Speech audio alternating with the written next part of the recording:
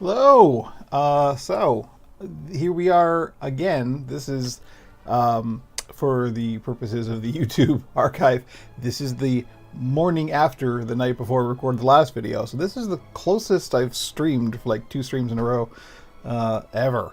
So I wanted to finish out our mission that we were playing last time in Imperial Assault, the Legends of the Alliance app, because we left in a real precarious position. So I want to get to it. I also don't like leaving all my board game stuff set up, and I didn't trust the app not to crash, which would really suck because then we just have to do everything all over again, and I don't want to do that. So we're going to get right back into it.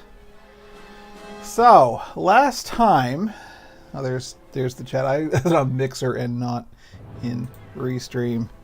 Say hi, chat, just so we can get all that stuff out of the way.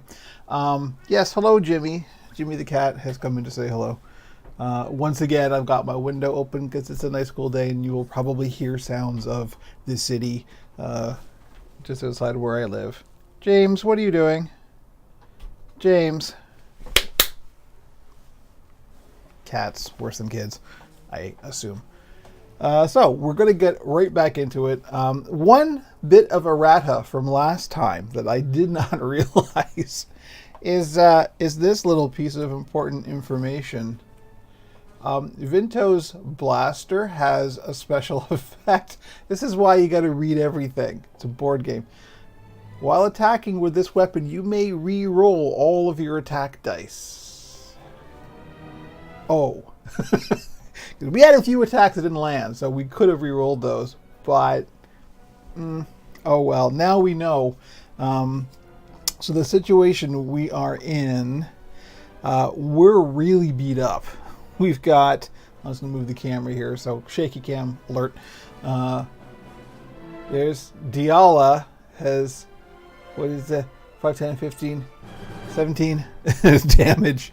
Vinto, 10, 11, 12, 13, 14 damage. Diala has 22 total hit points, and Vinto has 21 total hit points because of the bonuses from the app. So we're pretty beat up. We've got all these Imperial forces that we have to deal with, none of which have any damage on them. And we're still trying to just hold them off until all the transports can get away. So that's the thing. Now we do have our 3 rebel troopers who are giving us a hand, trying to keep alive, but we're not in great shape. So who knows? We may not win this one. But that's the thing about being rebels, is you don't win them all. It's about a marathon, not a sprint. Isn't that the usual condolences that one gives in these kind of situations? But anyway, so let's see. Where we were was the Black Squadron of Stormtroopers had just taken their turn. So they're done, and we are now on our turn. So anyone can go. And now that we know that Vinto's got this really cool thing that he can do, let's see who's in line of sight, because he also has his special ability, which allows him to place a damage on, if he does damage during his attack, he can place a single damage on another figure that's in his line of sight. So obviously this black stormtrooper right here is in line of sight. I don't think this one is. Let's just check that, because no, I cannot. I have to draw a line through that rebel trooper. I can go from this corner. Oh, you know what? He is. I can go from this corner to that corner and that corner. So yeah, I could sort of aim to start taking out the Black Squadron of Stormtroopers. Maybe that's a good thing to do. Although those jet troopers are a real pain. We want to get rid of them. Now here's the thing about this particular scenario. They're just going to keep coming. There's just going to be more and more Imperials until all of the rounds count down to get all the transports away. So maybe taking out the less dangerous stormtroopers first isn't the best course of action. We want to keep the lesser dangerous figures on the board. and take out the ones that are trouble. Despite the fact that, I mean, it's going to randomly roll for what kind of enemy we get when the enemy lines refresh. So, who knows? But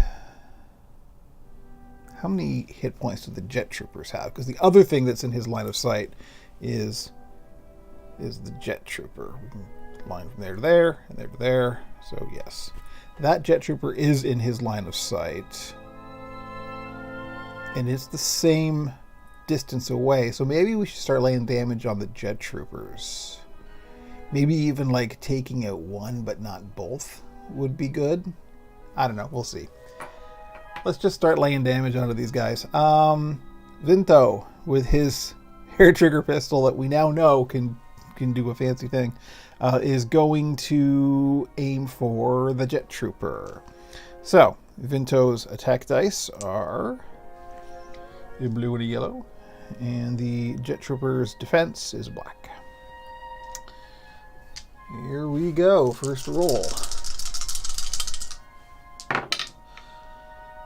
And nice, not a bad hit at all. We aren't going to be re-rolling that. That's 5 range and 4 damage. That's more than enough range and good damage and only 1 block. So that's 3 damage on this jet trooper. 1, 2, 3. I'm also a little bit better organized today. I've separated my strain and damage tokens out into separate bins. And there we go. 3 damage on that jet trooper. Now, because of that, he can put a damage on another figure in line of sight. Now, my question is this stormtrooper in line of sight? Does it really matter? He's part of the same squad. Maybe we don't need to worry about that. Maybe we'll just put the damage on the guy that's directly in front. Let's do that. These regular stormtroopers have 3 health each. The jet troopers have... Oh! Ha! Oops. What do you know? So, it turns out the jet troopers have 3 health. So he just killed that jet trooper. Nice shot, Vinto. So that jet trooper is down. And he can still put his bonus damage on, well, let's say, the stormtrooper directly in front of him. And there we go. And that was his first action. So that's a good way to start. One sec. I think I got the iced coffee going. It's morning. It's Sunday morning. I'm doing a Sunday morning stream. I've never done a Sunday morning stream before. Need to be waking up. Okay. So that was his first action, and that was pretty good for a first action. It's entirely possible if I shoot for the stormtrooper directly in front of me, that I can take him out this round as well, and then possibly get a damage onto the one beside him. So, hey, what? Okay, yeah, these regular stormtroopers have a black defense dice as well, so this is just the same roll that we've already done. Let's see how we go. Less good this time. So we got 2 damage, so we got 3 range, so that's 1, 2, 3. Oh, we need 4 range. He did not get the range, so he missed. So I say we use the blaster special ability and just re-roll that. Notice it's re-roll, so I should probably point this out because this is kind of an important rule thing to pay attention to. So you have to be specific when we're dealing with these kind of things. While attacking with this weapon, you may re-roll all of your attack dice. So you have to re-roll both. That's the first important thing. Another thing is you only re-roll the attack dice. You don't re-roll the defender's die. So let's pay attention to that. And so the defense is 1. That's good. We actually want that. That's not a bad, that's a low defense. So let's see if we can get the range. We need 4 range on this guy. And we do not. Nope. Nope. Second attack misses, and that is Vinto's entire round. So, sorry, Vinto. I mean, he did good. He got rid of a jet trooper. Okay, now the blue Imperial officer is going to activate. What is the blue Imperial officer going to do? So, bonus. First, Imperial attack gains a +1. So, Imperial officers are weird. I got to pay attention to this because they're odd. So, his first action is going to be order another Imperial figure with a figure cost of 3 or less that can perform an attack attacks the rebel that has suffered the most damage. So, Imperial officers rarely attack themselves. They order other Imperial units to attack. So once again, the precise wording is important here. Another Imperial figure with a figure cost of 3 or less. So those stormtroopers qualify? No, they don't. Those stormtroopers have a figure cost of 6. That doesn't seem right. Maybe I've got that wrong. No, they do. They have a figure cost of 6. Oh, you know what it is? It's 6 total. It's 2 per figure. If you look at their card. See, so this up in the corner is the figure cost, but it's 3 per, so it's 2, 4, 6, 2 for each. So yes, he can order a single stormtrooper to attack, which he's probably going to do because the stormtroopers are standing right in front of him. Where is the blue guy anyway? Oh, he's way off in the corner. He's way up here. He can even see that far. Well, he probably can't. I mean, logically, would he order? We're trying to get around something here, you know. Would he order this guy to attack, or would he order these troopers or this jet trooper? Well, how much is the jet troopers? 2 each as well. He could order the jet trooper, who's standing right in front of him. That makes more sense, right? The jet trooper is mobile. It has speed 4. That's just based on the layout. That's the logical thing that would happen. He would look at the trooper in front of him and say, "Go." Who's a jet trooper, so he can just fly over there. So that's what's going to happen. He's going to order the jet trooper to attack. So let's finish this out. That can perform an attack. That's the other thing. It has to be a figure that hasn't gone yet, that has an available attack. The rebel that has suffered the most damage. So we want to go for Diala. But here's the thing about that. Diala is over here. There is nowhere that jet trooper can get to with 4 move, even with his jetpack, that he can get line of sight on Diala. So he can't actually do that attack. So he's got to pick somebody else. In fact, nobody can get line of sight on Diala. So I think what that means is we have to skip to the next order, because nobody can get to Diala without going all the way around, and that's not going to happen. Or is it? Now hang on. So if you look at the board here, we've got these troopers here. Would he order them to? I mean, they're flanking. If he orders them to go around this way, then they're flanking. I need a pointer. That's what I need a war room. You know, I got to be pushing little wooden meeples around. Maybe he would. I mean, that's tactical. That would put us at a disadvantage. That's the Imperial rule is the thing you talk about in this game, that when you're planning out strategy for the enemy, the Imperial rule states that you always just do what's best for the enemy. So, but he's not ordering the whole squad. He's only ordering 1 trooper. He still can't get an attack off, so I don't think we can do that. I think by the rules of the app, we have to go to the next order. And the next order is, if this figure does not use order, which he's not, move 3 to attack the rebel that has suffered the most damage. Well, he can't do that either, because he can't get an attack on Diala. He can't get anywhere near line of sight of her. So, next action, move 1 to attack the rebel that has suffered the most damage. Well, what? Okay, that's weird. Move 3 to engage the other Imperial figure with the most health remaining.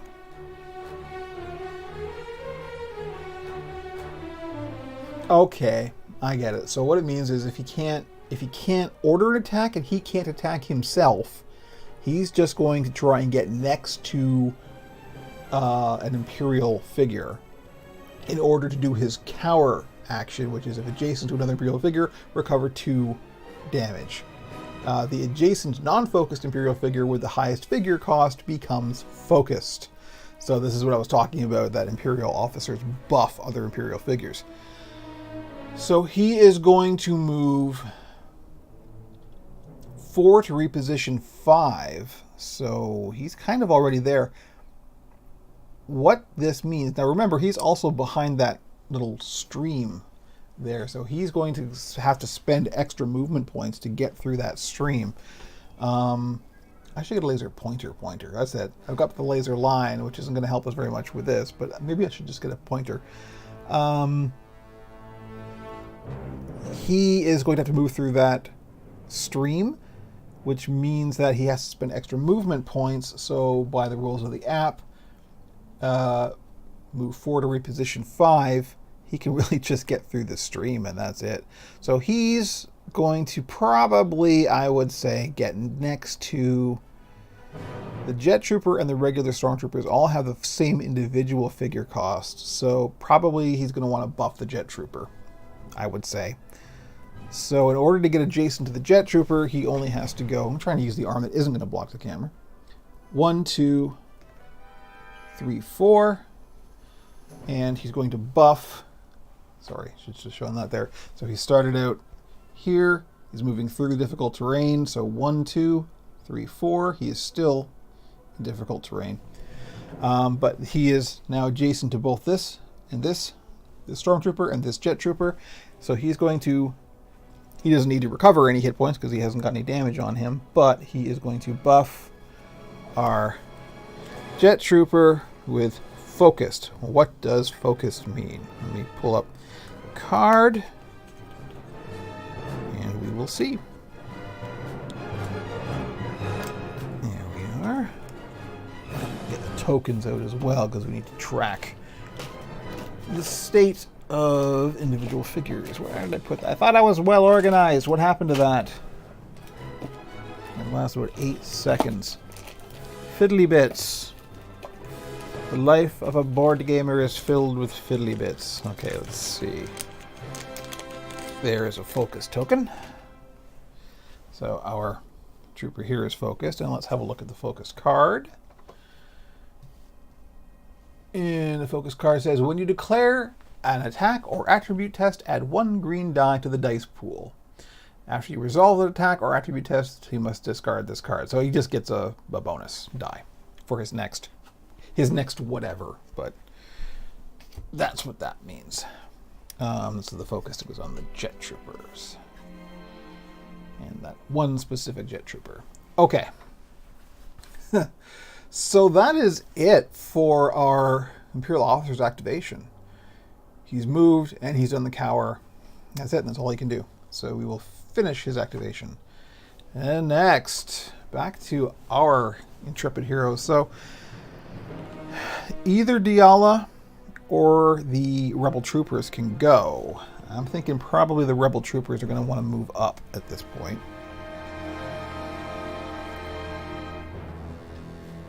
So we check the stream here. Looks like we are good. Everything looks like it's holding steady. Yeah, so I think the Rebel Troopers are going to want to move up, which will allow our heroes to fall back. Our very beaten up heroes. You know, strategy, right? It's a battlefield. They're soldiers. They know what they're doing. So I think our Rebel Troopers are going to activate next. And remember, from the app, they have a bonus to their movement. So they have 6 movement points. And I think they're just going to run up and engage those 2 Stormtroopers. So our first fellow here is going to go 1, 2. That's his first action. The other thing I should point out, and this is something that wasn't made clear, I think, last time. The way this game works with movement is movement is a single action, but if you don't spend all of your movement points, you can finish spending them. Like you can interrupt. So I can move to do an attack and then move the remaining however many I have, and it still only counts as 2 actions. So your move is a single action, but you don't have to spend all the points at once. You can interrupt it. So I could actually like back off after I do this attack, for example, which is useful to know. So he's there, and he's now adjacent to both of those stormtroopers.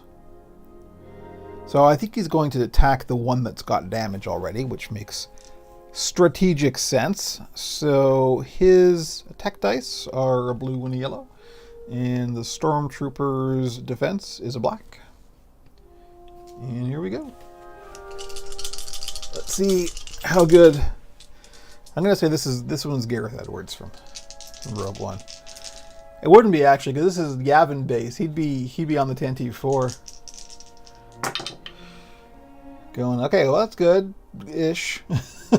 No actual damage, but 2 surges and a block. So the surges we can spend on pierce and accuracy. Not great. We don't need either. Pierce would negate this block, but we haven't done any damage, so doesn't matter. He's gonna spend his remaining, so he moved 2, he had 6, so he has 4 points remaining. He's gonna back off. Is he gonna back off? Yeah, because he has to allow the others to come up and do their attack. So he's gonna go 1, 2. He's going to back off there. No, 3. And that means, oh, well, you know what? He's still in line of sight of this guy, which you can't see who's on the camera. There we go. So I've moved him here. He's still in line of sight of this guy, though. So it's not tactically great, but whatever. That's it. That's his activation. So we've got 2 more troopers to activate. So the second guy is going to go 1, 2, 3. So he still has 3 movement points he has available to him. Once again, let's attack the guy with the damage. Okay, this time we've actually done a damage. A damage and a surge and a block. So we blocked that damage, but we can use our surge to cancel that block. So we've done 1. 1 hit point of damage on that trooper. And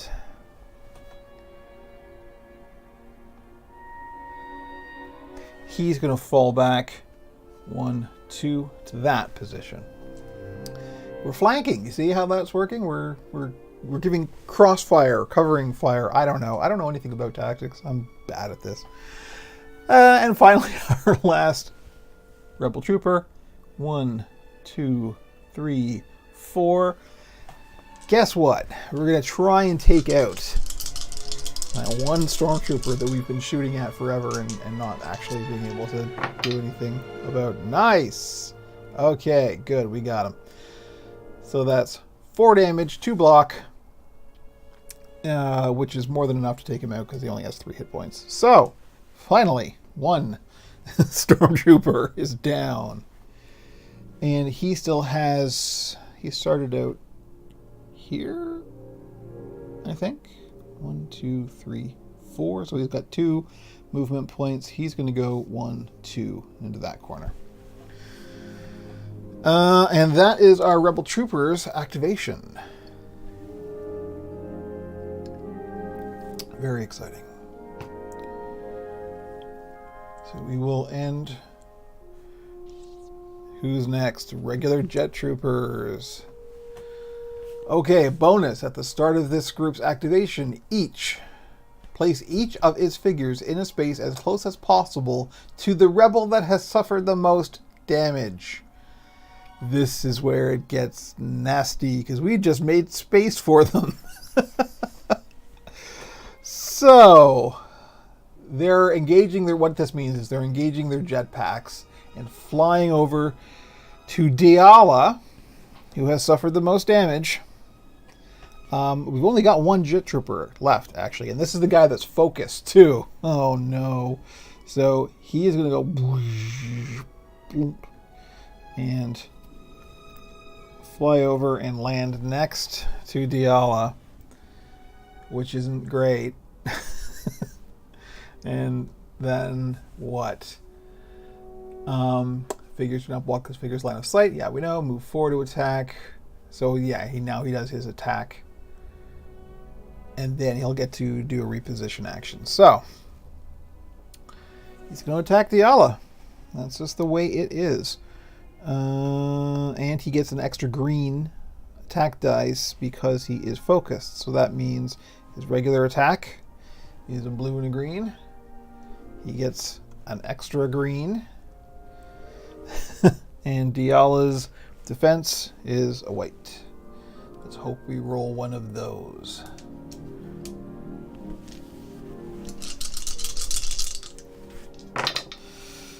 We did not roll one of those. Oh no, this is not. Oops. Forgive me, it was here. It was this one. Oh boy.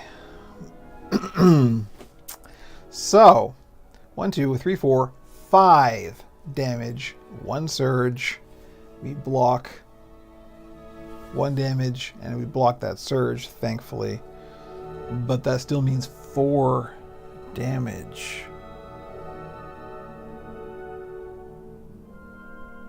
That's it, she's wounded. 5, 10, 15, 16, 17, 18, 19, 20, 21, 22. Just got her wounded. So, what this means is that we take, shaky cam warning, we take Diala's card, we get rid of all of her damage,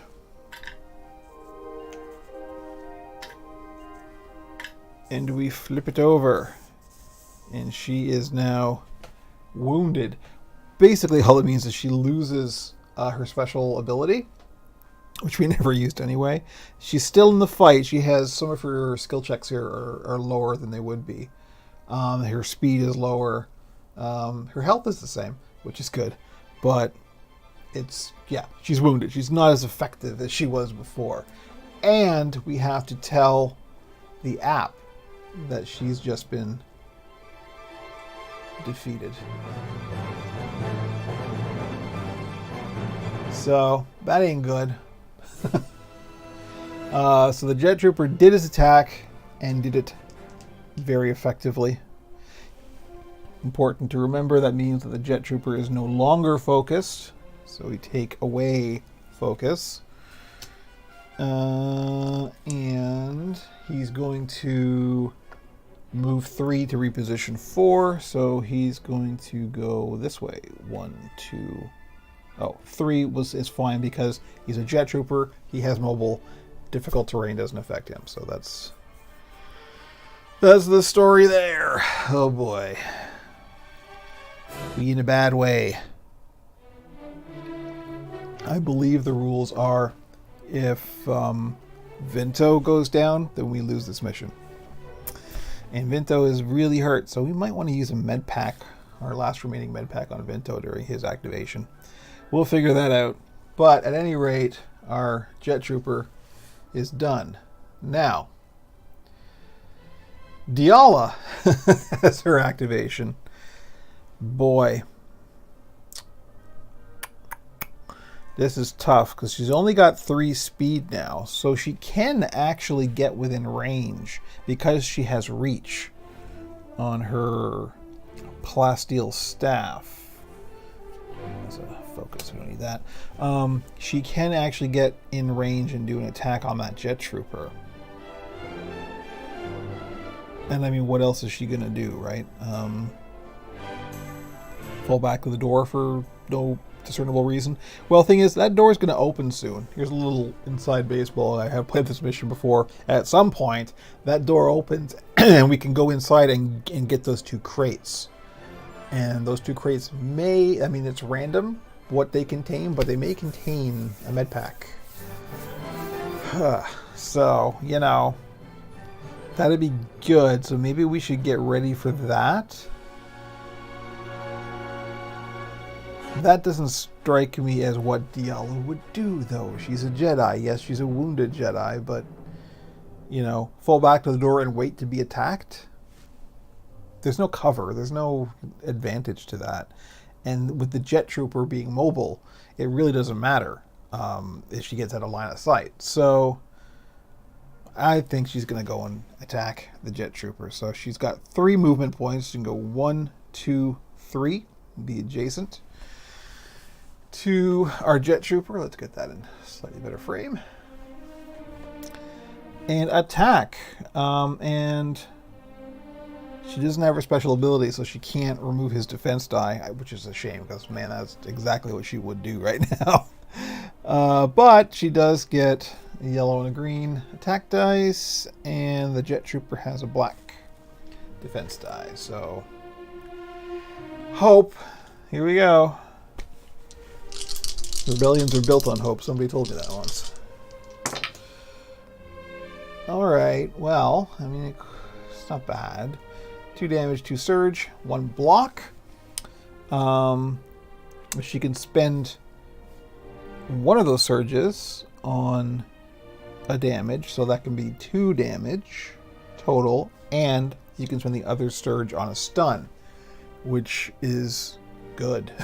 We actually want to stun our Jet Trooper here, so let's do that. Now, what stun means, I know we went through this last time, but let's just take another quick peek at it. Let me find, there we are. So stunned is you cannot attack or voluntarily exit your space. You have to spend an action to get rid of stun. So it just removes 1 action, which is a good thing for these mobile guys. So the Jet Trooper is stunned. You've gone from focused to stunned. How do you feel? What? And we'll just put our stunned token next to him so we know.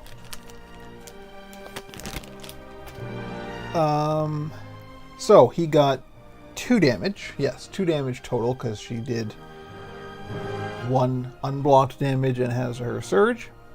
She'll spend on a damage, so that's 2 on our Jet Trooper. He only has 3, so, you know, not terrible.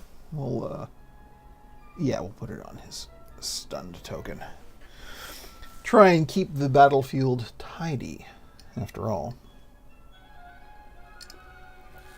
And that's Diala's turn because she moved.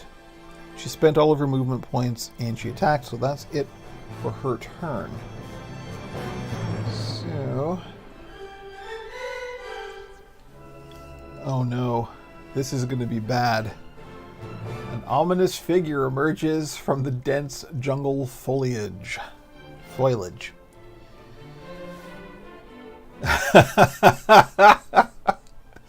It's Greedo!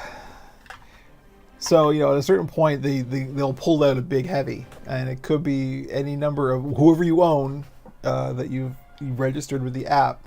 And I happen to own Greedo, so it pulled out Greedo, which is hilarious in this case because, of course, we've got our Rhodian sharpshooter, so he's going to look up and go, hey, let me find Greedo. Greedo is right here hanging out with the Trandoshans. So we will deploy Greedo right here. And let me find Greedo's activation or deployment card. You can just move all these up. There's going to be more, I just know it. Something tells me that we're not done deploying new figures yet. Greedo. Greedo! Here we go. Shall we look at the Greedo's deployment card? So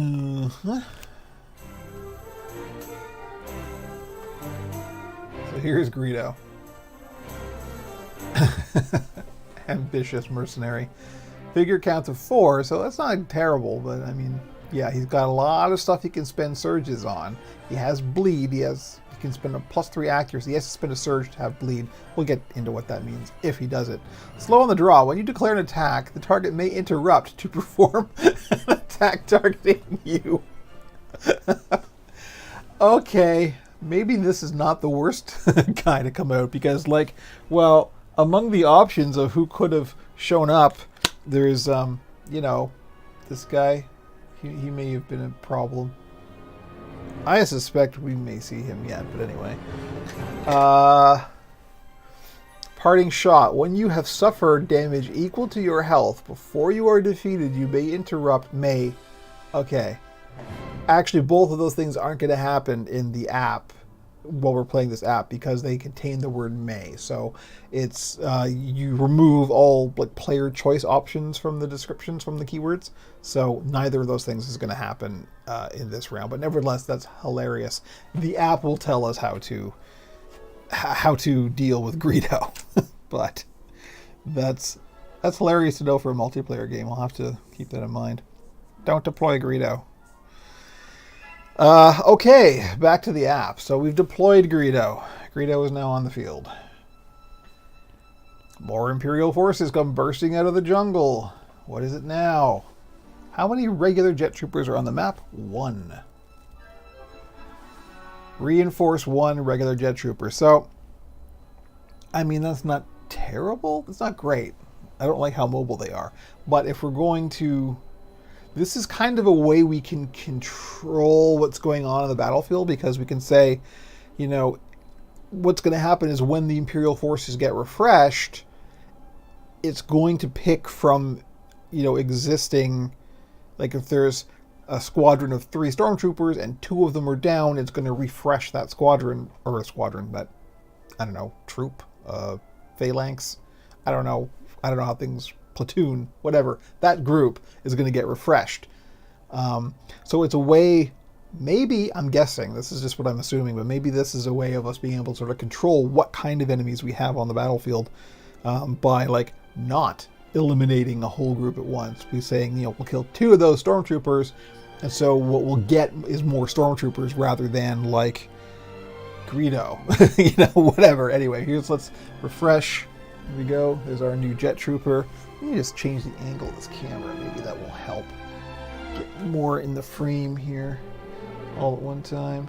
That's not bad. I know our screen's getting real busy here. This will only be this way when we have apps, of course, and I can always just go bonk and turn off the app, and we can also go bonk. I can't turn off the dice cam. I can turn it off me. There we go. How's that? I gotta set it up so I can turn off the dice cam. We don't really need the overhead cam for this. But, you know, anyway, it is what it is. For now, I'm still tweaking this whole setup. It will get better with time. Okay, so we've deployed our jet trooper. Let's go back to the app. Yes.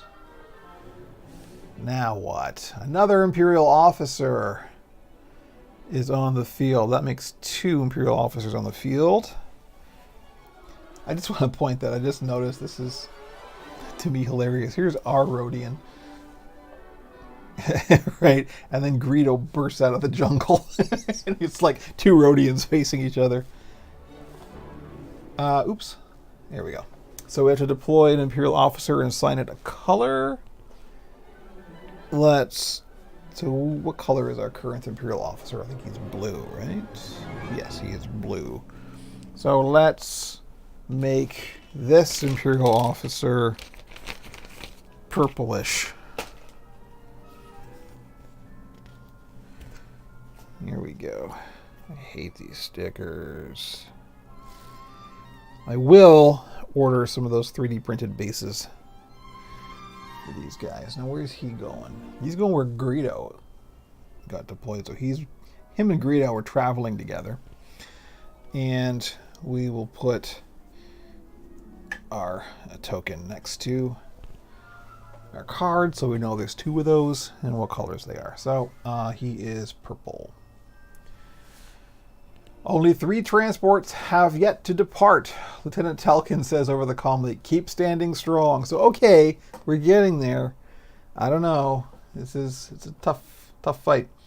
Oh, here we go. If you're running low on supplies, fall back to the base. Lieutenant Talkin adds, I'll open the door for you. Open the door and place... So I've already placed that tile and the crates where they belong. It also means that we have a door here that has yet to open. I'm going to have to dig around for a tile. Hopefully I will, because that means that we're escaping. There are the crates. The crates appear to have been left behind in the rush to evacuate. They may contain something useful. More rebel troopers come rushing out of the base to provide you with reinforcements. Reinforce regular rebel troopers until there are 3 in the group. Well, we still have 3, so we don't do that. But that's good to know that we can get reinforcements. Fight them off as long as you can, Lieutenant Talkin says. With the door to the rebel base open, the door to the base open. I should read it over here. It's bigger. You are presented with an opportunity to fall back to relative safety. Each rebel may interrupt to perform a move action. So what that means is when an Imperial character is doing an attack, the rebel character can interrupt that attack to move, and then the Imperial attack continues. That's super useful. And I guess that's for this whole round? I mean, I'm reading what it says. Each rebel may interrupt to perform a move action. Okay. We'll be doing that then. Round 4. Here we go. Okay, so it is our turn.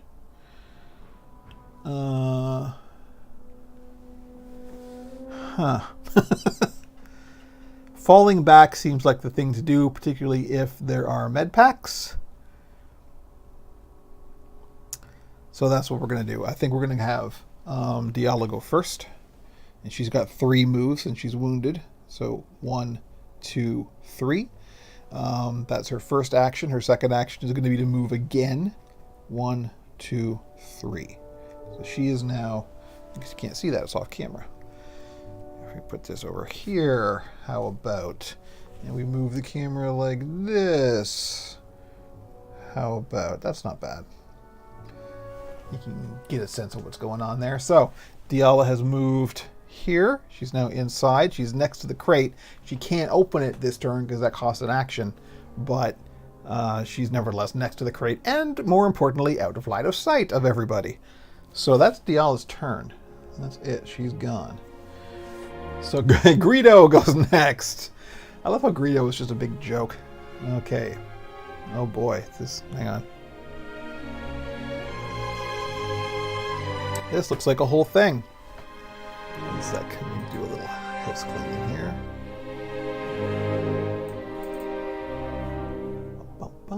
Yep. That looks good. Okay. So, Greedo. First off, gets a bonus, Stroke of Brilliance. If this figure is attacked during slow on the draw, add 1 black die to its defense pool. Otherwise, when this figure attacks, the defender must remove 1 die from its defense pool. I thought slow on the draw doesn't happen because it has the word may in it. Let me check Greedo's card again here. So let's look at it together. Slow on the draw. When you declare an attack, the target may interrupt. Aha! That's why it can happen. So yes, slow on the draw does take effect because it's not the enemy that's doing the may that has the choice. It is the target, in this case the player. So the player has agency and can do his attack. However, if we choose to do that, if we choose to interrupt Greedo's attack, he gets an extra black defense die. Otherwise, when this figure attacks, the defender must remove 1 die from its defense pool. Ooh, that's not good. So we pretty much have to interrupt his attack, otherwise we lose a defense. Gotcha. I see how that works. That's nasty. So what's Greedo gonna do? Gotta go back to the app. So he's got his parting shot thing. If the figure is defeated during slow on the draw, it finishes its attack before being defeated. Oh boy. So his first action, move 5 to attack the rebel that has suffered the most damage. Attack from 2 spaces away if available. Move 5 to attack the rebel that has suffered the most damage. Well, in this case, it is actually Vinto, because Diala got wounded and that removed all of her damage. So, Rodian on Rodian. Here we go. He's going to try and attack from 2 away, so that means he only moves 1. And we have to do this interrupt. So, he's declared his attack. He's going to attack Vinto. So Vinto gets to do his interrupt. And shoot. Shoot Greedo. So there is Vinto's attack dice. Greedo normally has a white defense die, which means he's nimble. And because of this bonus, he also gets a black defense die. So, whoa. Okay. Remembering that we can reroll our attack because of Vinto's gun. Ooh, we might be doing that. So we did no damage. All the damage got blocked, and one of the surges got blocked. So we could do a single point of damage, or we could reroll that attack. I think we'll reroll that whole attack. Not better. Not better at all. 1 point of damage, which got blocked. One of the 2 surges got canceled. We still have a surge, but we can spend on a damage, but we all have 2 blocks. So, no damage on Greedo. Greedo blocked it all. And now Greedo finishes his attack. So, Greedo has 2 green. Seems fitting. Attack dice. And Vinto has 1 white defense die. And here we go. Rodian on Rodian violence. Remember, we do need 1, 2, 3 range here, so. And we didn't get it. Got 2. So he missed.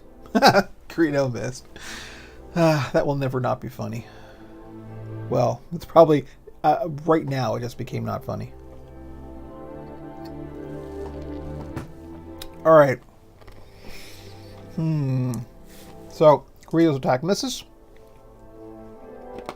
So now what does he do? Forgive me, I'm chomping on ice. Probably sounds terrible in the mic. So he did his move to attack. So now he has 1 more action. Move 2 to reposition 4. Hello. Hello there, Anime Gawk. Nice to see you. Thanks for joining me. I'm currently being shot at and shooting Greedo. So Greedo is going to move 2 to reposition 4. So he's going to try and get 4 away from every rebel. He's currently standing next to a rebel trooper. So probably this way is the best direction, because if he moves this way, he's going to get closer to that guy. So move 2, it's not very many. 1, 2. That's as far away as he can get, and he's still adjacent to a rebel trooper. So, you know, it's Greedo's luck, right? And that's it for Greedo's turn. So now it is Vinto or the rebel trooper's turn. So, Vinto could start falling back. That might be the play here. I mean, that's kind of what the app is encouraging us to do. So maybe we should pay attention to what the app wants. Vinto's pretty beaten up too. So I'm wondering maybe we take a move and then we use a med pack. We don't want Vinto to go down and get wounded too, because I think that's the end of the mission if we do that. So maybe moving, he's got 4, and unfortunately he's got some impassable terrain. So we can go 1, 2, 3, 4. This is as far as he can get, forgive my hand, in front of the camera. That's not very far. If we do 2 move actions, we can get into the base. Maybe that's what we do. And that sets us up for next round. opening those crates. So that's the plan. I think we're going to fall back. Our heroes are going to fall back to the base. We'll let the rebel troopers deal with the yard trash out here and try and not die. So he's going to do 2 move actions. His speed is 4. So 1, 2, 3, 4. 1, 2, 3, 4. So there we go. We've got a hero in front of each crate, ready to open it. And that is Vinto's activation. Now the purple Imperial officer goes. Where is the purple? Oh, he's the new one. Okay, he's the one that was standing next to Greedo. At the start of this activation, each Imperial figure within 3 spaces of this figure discards 1 harmful condition. Nobody has a harmful condition within 3 spaces. The only harmful condition is on that jet trooper. Each of those figures that did not discard a condition recovers 2 hit points. Nobody around him is damaged, so that doesn't happen. Activation. He's going to order another Imperial figure with a figure cost of 3 or less that can perform an attack attacks Vinto. Nobody can get to Vinto within line of sight. That is... well, maybe the jet trooper. Let's see. Because it doesn't say order another Imperial figure within a radius. It's just any Imperial figure on the board. So that could be the jet trooper. And the jet trooper we see here. Let me just show you. Our jet trooper is over here. He's got mobile, so he can move pretty good. And what does the app say? To just attack. Oh, move 3 to attack. Well, I don't think... There's our big overhead cam. It doesn't... yeah, that's not terribly useful. I don't think there's any Imperial figure can get to Vinto. So that doesn't happen. So next, if this figure did not use order, move 3 to attack Vinto, he can't do that. Move 1 to attack Vinto, he can't do that. Move 3 to engage the other Imperial figure with the most health remaining. Well, let's see.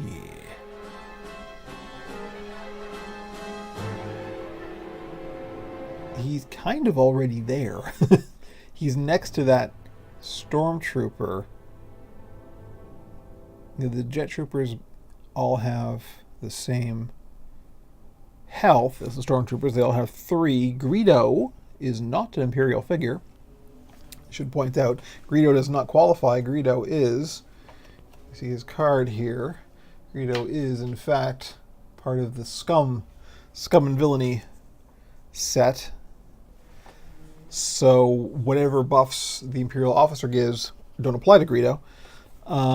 So he can't do... well, he is. He's already next to that stormtrooper. So what's going to happen is he's going to move 3. He doesn't have to move 3. He's already engaging with that stormtrooper. So he's going to use Cower. If adjacent to Imperial figure, recover 2 damage. He doesn't need to. The adjacent non-focused Imperial figure with the highest figure cost becomes focused. So that's what happens. The stormtrooper that he's standing next to becomes focused. Okay, so let's get our... is that focused? I don't know what focused looks like. That is focused. Okay. So our stormtrooper right here becomes focused. And that means he gets an extra green attack die on his attack. And that's it for the Imperial officer. That's his whole deal. So now it is our hero's turn again. So, boy, we can open those crates. Maybe we want to do that. Vinto is going to do 1 action and use a med pack. Use our other med pack. Confirm. So the Vinto has recovered 5 hit points. And he's going to interact with this crate. Let me go with the big app here and show you. So, the crate of supplies. Oh, thank you for the follow, Anime Gawk. That's much appreciated. The crate of supplies that was left behind in the rush to evacuate, perhaps it contains something useful. A hero can interact with this crate to open it. That little arrow icon means it does cost an action, so this will be his second action. He used his first action to use the med pack. Second action will be interact. What do we get? Nice! You find useful supplies in the crate, 2 med packs and 25 credits. Credits will get into if we survive. That's your money that you spend between missions to get better equipment. So that is good. Actually, that went well. 2 med packs is very useful to us in this condition. I'm tempted to use one next round, but we'll see. So that is Vinto's entire activation. We will end. So now it's the blue Imperial officer. Oh, 1 sec. More iced coffee.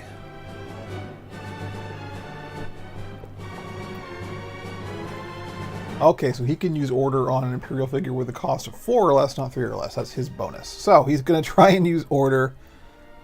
Once again, nobody can get to our heroes. Now, the important thing is here, this isn't just rebels. This is hero characters. It does specify closest hero with a melee weapon equipped. The rebel troopers are allies. They're not heroes. So they wouldn't get targeted by this order. So he can't do his order. He can't move 3 to attack. Yes, he can't get into range for an attack.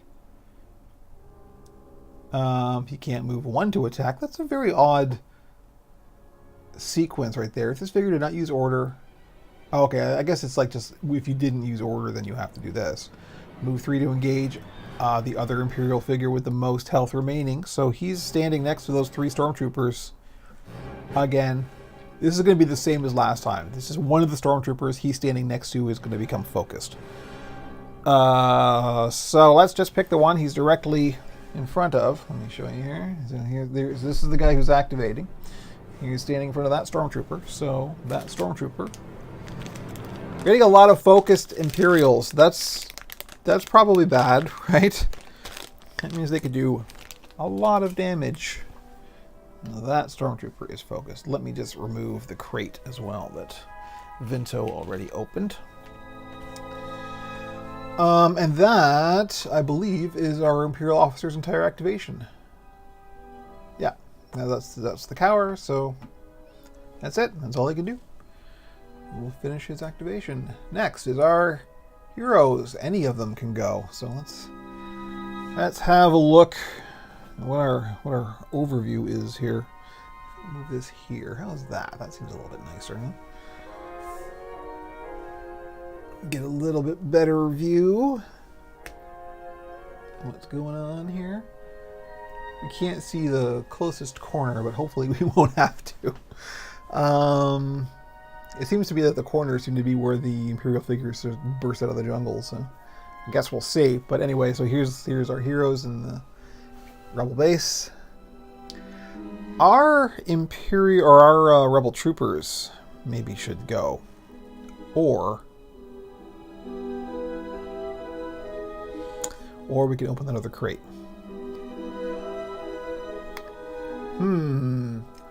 Crate or Rebel troopers.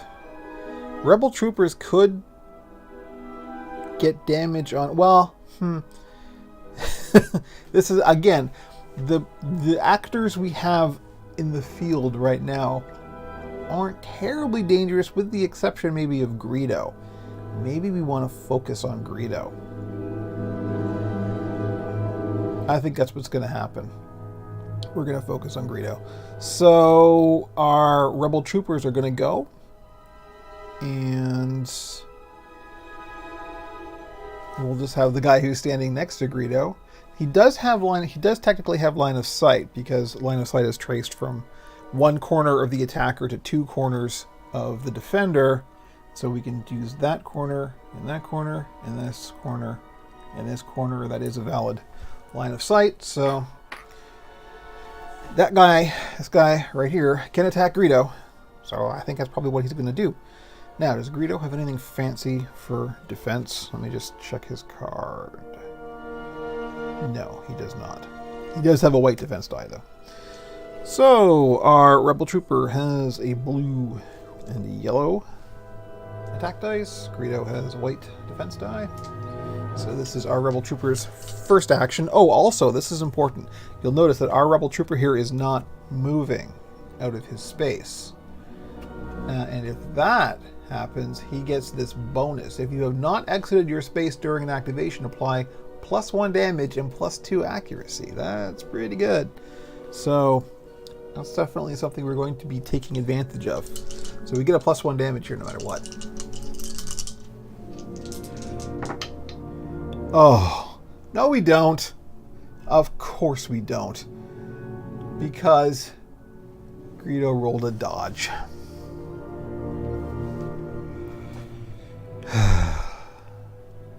Puta solo. Greedo dodged our first attack. He has a second action. So let's see if we can shoot this guy. Come on. He's literally Greedo standing next to you. This should be the easiest shot in the entire game. Better.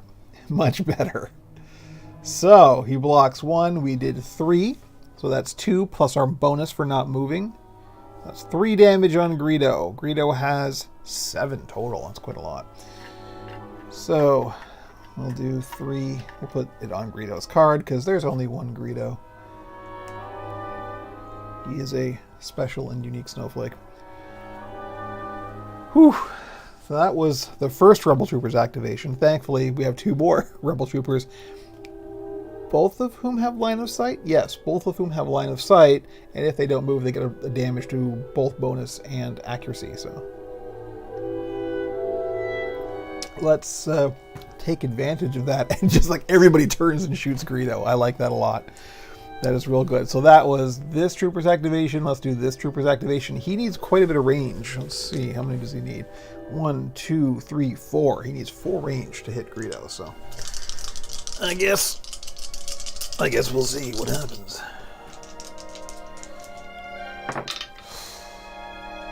Okay, well, he got the range. That's good. He got 7 range. 2 damage, 1 block, but he does get his bonus damage, so that's 2 more damage on Greedo. Not bad. Greedo's got 5. He only has 7 health. We only got to do 2 more damage, and Greedo is no longer our problem. That was his first attack as well. So he's going to attack again. What can I say? Ugh. Come on. Big damage. Big damage.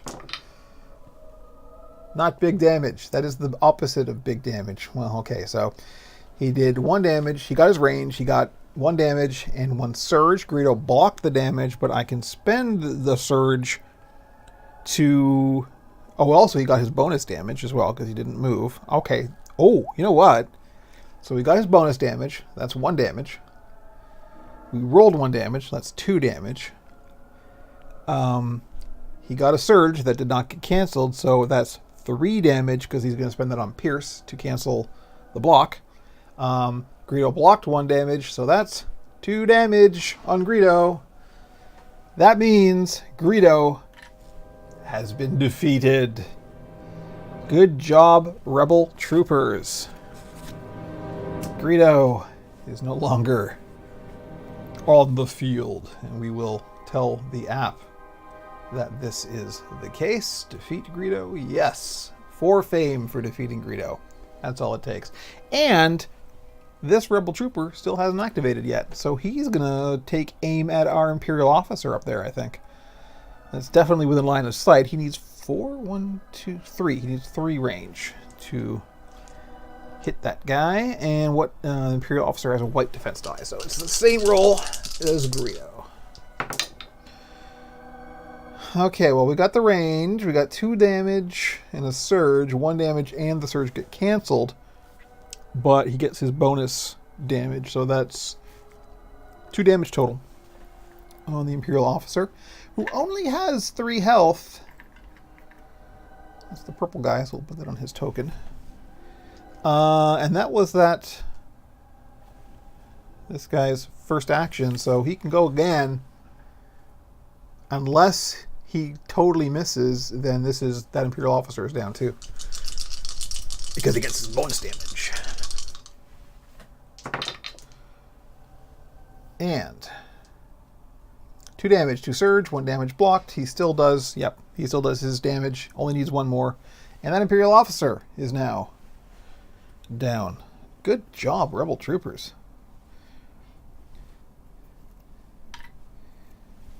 Who said your training was lacking? And we will tell the app that we have defeated the purple Imperial officer. That's 2 more fame. And that is all of our Rebel troopers activation. We will end that. Now who goes? The gray stormtroopers. Let's just see. Bonus. When the first figure of the group declares an attack, add 1 green die to the attack pool. This is the gray stormtroopers. Okay, so there is a focused guy in this. That will be bad, because that means he gets 2 green attack die to add to his pool. I literally don't have enough dice. I would have to, like, re-roll, you know? Oh, boy. Okay, well, let's see what logically would happen here. Move 3 to attack Rebel troopers.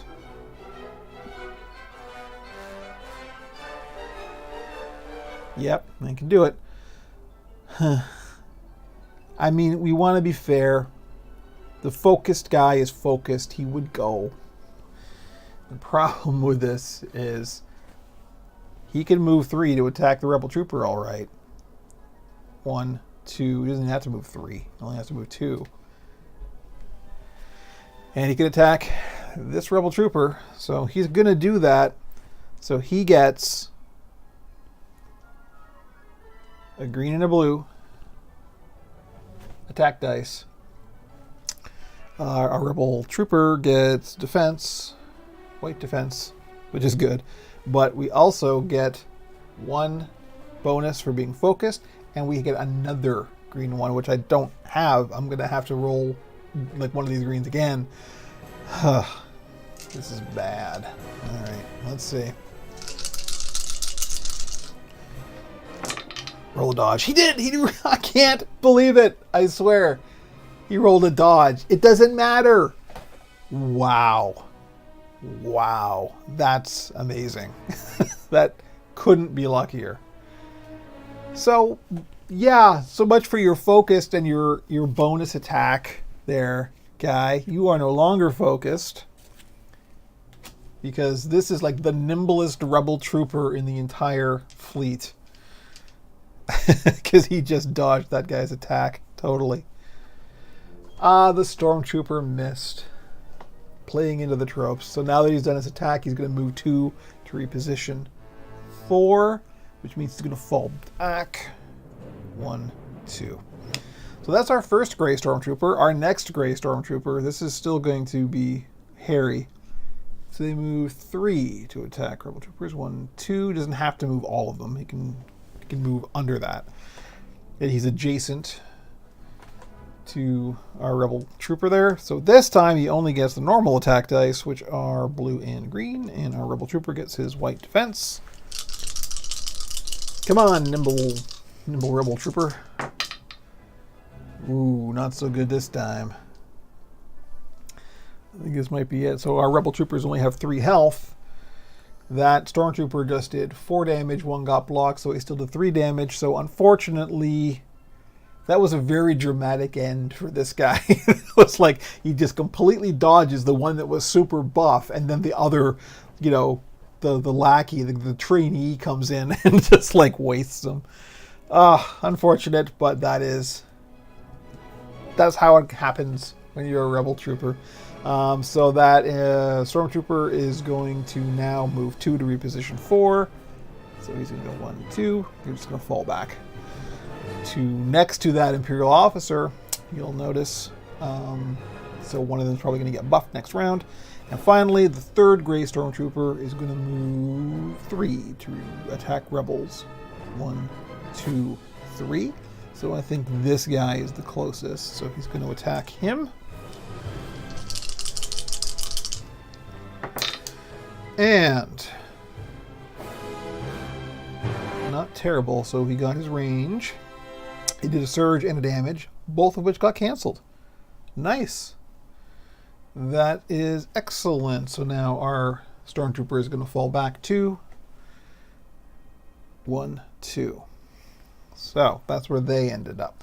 And that is our Gray Stormtrooper activation done. Next is our heroes again, and it's, what's her name? Diala. Diala can go. So, obviously we're going to open the crate. I think that's the only call here. So let's open that crate. A crate of supplies was left behind in the rush to evacuate. Perhaps it contains something useful. We'll interact, so that's one action. Draw 2 supply cards. Okay, so there are these supply cards. And I don't remember if I shuffled them, so let's shuffle them now. I probably did. I usually shuffle the beginning and end of every game session, so. But I'm going to be 50 years old in a couple of weeks. My memory is so good, I don't remember if I shuffled. So we're going to draw 2 supply cards. Let's go to the dice cam for this. So here we go. Our first supply card, Emergency Med Pack. Yes, we want that. Discard this after you rest. That's important. You got to take a rest action to use this. The friendly figure recovers 5 damage. And our second is this Adrenal Stim. Discard this card during your activation to choose yourself or an adjacent friendly figure. Choose chosen figure recovers 3 strain. We haven't spent any strain to do anything. We should probably think about doing that soon. Because, man, we need it. So, anyway, there we go. There's the 2 things that Diala found in the crate, so those go to her. And that was one action. Oh, I knocked the door over. So we'll get rid of that crate. And she has another action. There really isn't anything for her to do. I guess she could move 1 and go here just to maybe get out of line of sight in case somebody runs up the corridor. I guess she'll do that. And that's it for Diala's activation. Now the Black Stormtroopers go. And let's see what their whole deal is. So after this group's activation, reinforce 1 defeated figure from this group as close as possible to another figure in this group. Okay, so we do have a Black Stormtrooper down. Yep, so they're gonna get reinforced. That's okay. If we're gonna have anybody on the field, we probably want Stormtroopers. So move 3 to attack Vinto Harita. Nobody can do that. She's too far away. Move 2 to reposition 4. Move 6 to reposition 4. So these guys will get a total. All of these, both of these, will get 8 movement points to try and get 4 away from every rebel. So this guy, let's go to this guy here. I think he was the smart one in the academy. He was the guy that got like tactics and stuff. So he's gonna flank. He's gonna go around this way. So he gets 8 movement points. So 1, 2, 3, 4, 5, 6, 7, 8. He's done. And this one is just gonna run straight up. This is the way they taught them in the academy. What you do, you see, is you want to get into a nice, tight, narrow hallway and then just line up. That's important. So he's gonna go 1, 2, 3, 4, 5, 6, 7, 8. So there we go. Our troopers are now moving up to the base on our heroes, and that's probably bad. But nevertheless, that means that these troopers. Oh wait, we have to reinforce. They got their bonus. Remember, after this group's activation. So this is where we are. Reinforce 1 defeated figure from this group as close as possible to another figure in this group. So we'll say that we'll reinforce the smart guy who's flanking. So we'll put our reinforcement figure there. And man, this is getting tight. Oh, you know what? That door, I didn't knock the door over. The window's open. The wind blew it over. That's not a very strong door. Maybe we should get stronger doors at Masasi Temple base, huh? So that's our troopers activation. And now the jet troopers go. So let's check these guys out. Bonus, Jet. At the start of this group's activation, place each of his figures in a space as close as possible to the healthy hero with the lowest endurance. That's Vrita. Vinto, sorry. Vrito. Greedo has been defeated. Vinto is healthy, as in he's not wounded, whereas Diala is wounded. And he has the lowest endurance. No, actually, no, their endurance is the same, but he's the healthy one. So they're each. There's two of them. So these jet troopers, just picture this. Here's what's going on. Here we are inside the base. Here are the jet troopers all the way out here in the jungle. They're going to activate their jetpacks and fly directly through the door. Oh, well, I mean, it's what the app says. In a space as close as possible to the healthy hero with the lowest endurance. So they're going to go zoom, and like flank Vinto here.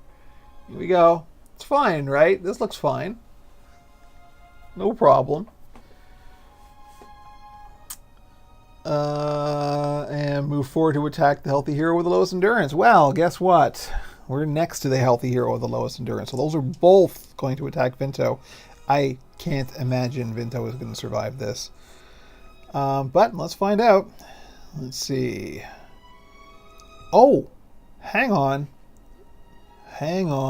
This jet trooper was stunned. He cannot move until he gets rid of that stun. So he can get rid of this stun as an action. And that means that he can't do his attack action. So all he can do is the second instruction, which will be the move 3 to reposition 4. That's good. See, that stun was totally worth it. So that means we've only got one jet trooper next to Vinto, which is good. I'm glad I remembered that stun. So let's see if that jet trooper can hit Vinto. You know, hovering next to him.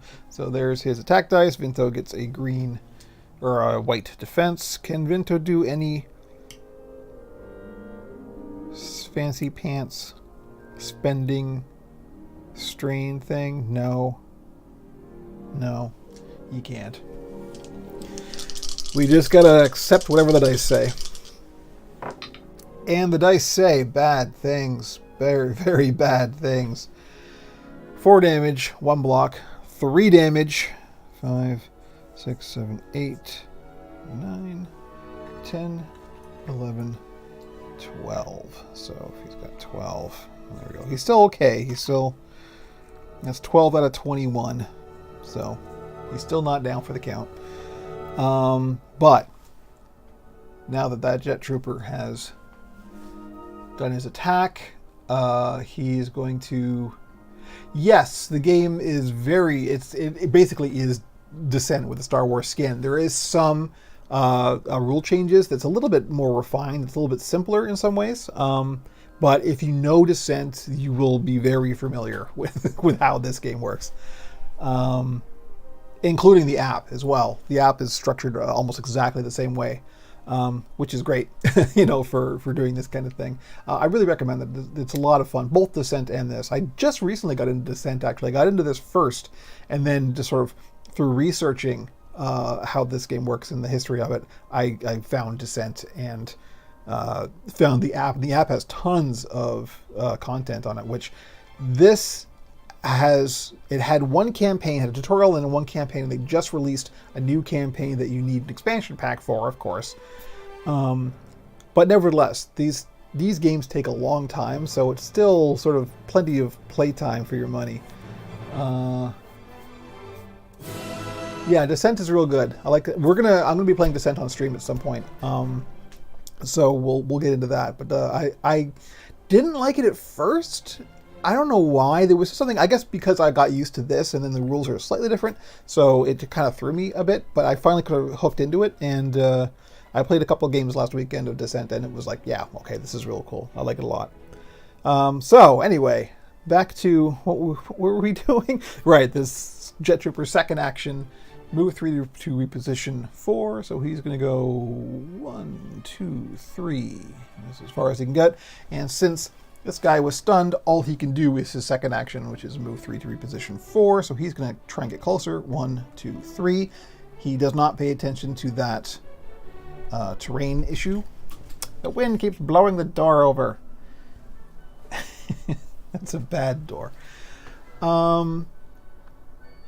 So that's it. Our Jet Troopers have gone. That actually ended up okay. Oh, wait. No, we already put the damage on Vento. We're good. We're good. So that's the Jet Troopers. Oh, no, no. Here we go. More Imperial forces come bursting out of the jungle. Now what? How many regular Jet Troopers are on the map? 2? 2. How many Grey Stormtroopers are on the map? 3. How many Black Stormtroopers are on the map? 3. What do we get? Oh no. Wow. So, these well camouflaged guys in red just came out of the jungle. Sure. A regular Royal Guard group. All right, let's get their deployment card. See what's what. So there's our Stormtroopers, our Jet Trooper, our Imperial Officer. I guess we're doing okay. We actually don't have that many on the board. And hopefully we're near the end of this. Royal Guard. That's an elite Royal Guard. We don't want them. There we go. There's a regular Royal Guard. So we'll have a look at their deployment card. So they have reach, so they can attack. Yeah, behind the red mushrooms, exactly. Oh man, their attack is brutal. A red and a yellow. So they are melee attacks, but they have reach, so they can attack one space away. Sentinel, while a friendly non-guardian figure is defending and you are adjacent to the target, space apply +1 defense to the defense results. Limit 1% Sentinel Protector ability. Thank you for the follow, Uno Maestro. Welcome. I think we'll let the app tell us what all that means. I think that's the deal here. But anyway, the Royal Guards are bad news. So as we can see, there's 2 of them.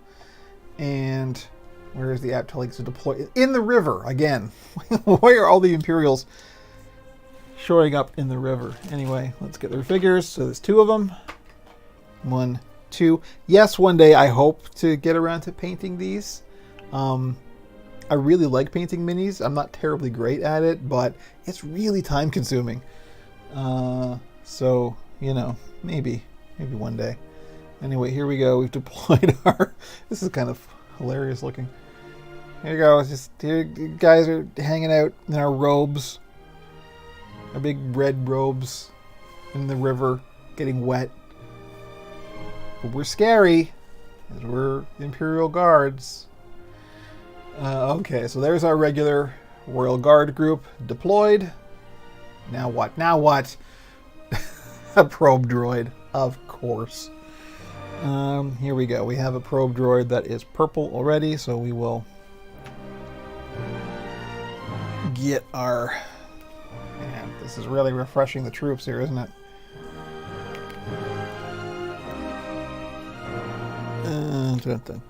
Finding the probe droid. There we go. Here's our I'm running out of space for deployment cards. You see, app, when I'm actually running out of table space, maybe that's time to stop giving me enemies. Here we go. Probe droid, where does it want it? Right here. And he is a purple. probe droid. Purple probe droid. Oh no. Through the smoke and haze from blaster fire, you see the outline of a dark, imposing figure striding out of the jungle. It is not until a glowing red blade appears in the figure's hand that you realize a Dark Lord of the Sith has arrived. You know that you have no chance of defeating Darth Vader. Deploy Darth Vader. Darth Vader cannot be defeated. Well, here he is. Here we go. Let me find his deployment card. Don't bother shooting Vader. It doesn't matter. For regular game purposes, Vader has 16 health. I've played around with Tabletop Simulator. The controls aren't terribly intuitive, so I don't quite jive with it. But I think it's good for like testing out. If you're not sure if you're going to enjoy a game, maybe that's a good way of testing it out. But to me, the point of tabletop and board gaming is like there's a physicality to it, right? There's nothing that compares. No app is going to compare to getting the dice in your hand and rolling them for real. So I think Tabletop Simulator has its uses, but I'm just not. I don't quite jive with it, which is a shame because it would be a really good way. Like I love the X-Wing tabletop game, but I never have people to play with that I can like schedule time with. So it would be a real great way of just being able to play online. But nevertheless, hey, we've got this, right? So, but yeah, Tabletop Simulator, good, but it is fiddly. It does take a little bit of work to get used to. Anyway, here we go. Lord Vader is on the field. Where is he? He is deploying right here next to that probe droid. Okay. These rebel troopers are now slightly nervous, shall we say? Okay. Only 2 transports have yet to depart, Lieutenant Talkin says over the comlink. Keep standing strong. Oh man, this is it. This is the end of Rogue One. Is what this is. This is the, what is that? Coming down the hallway. Okay. Round 5. Here we go. We got to survive Vader. I'm not terribly confident that we're going to be able to do that. Hopefully we'll get some reinforcements from our rebel troopers here. Because I think they're about to get slaughtered. And why are the Imperial guards over here and Vader is over there? What's going on with that? Vader's hanging out with the probe droid. That seemed wrong. Okay, so here we go. We've got our another turn here. Everybody has a chance to go. Vinto is real hurt, and we have 2 med packs. Let's use one. So Vinto, as an action, is going to use a med pack and recover 5 hit points. Well, that's good. Vinto is much less hurt than he was a moment ago.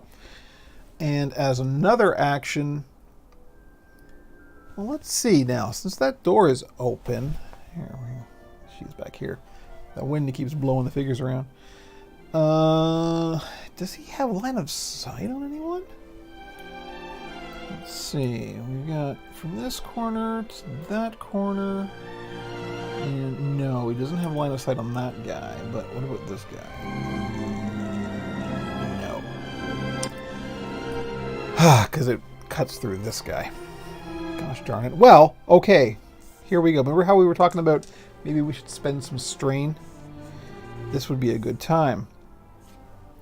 Because Vinto has the ability, sorry for jiggling the camera around there, this thread the needle. During your activation, you can spend a strain, and figures do not block line of sight during this activation. So, you know what? Vinto is going to spend a strain, we go. 1 strain.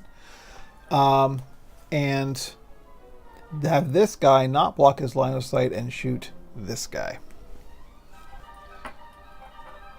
That is how we're going to do that. Now, that's a lot of range. It's 1, 2, 3, 4 range he needs. But we also get to reroll our attack because of his Fancy Pants Blaster. So there's Vinto's attack dice. It's a regular Stormtrooper that we're aiming at, so they get a black defense die. And here we go. And this is Vinto's second action, so this is it.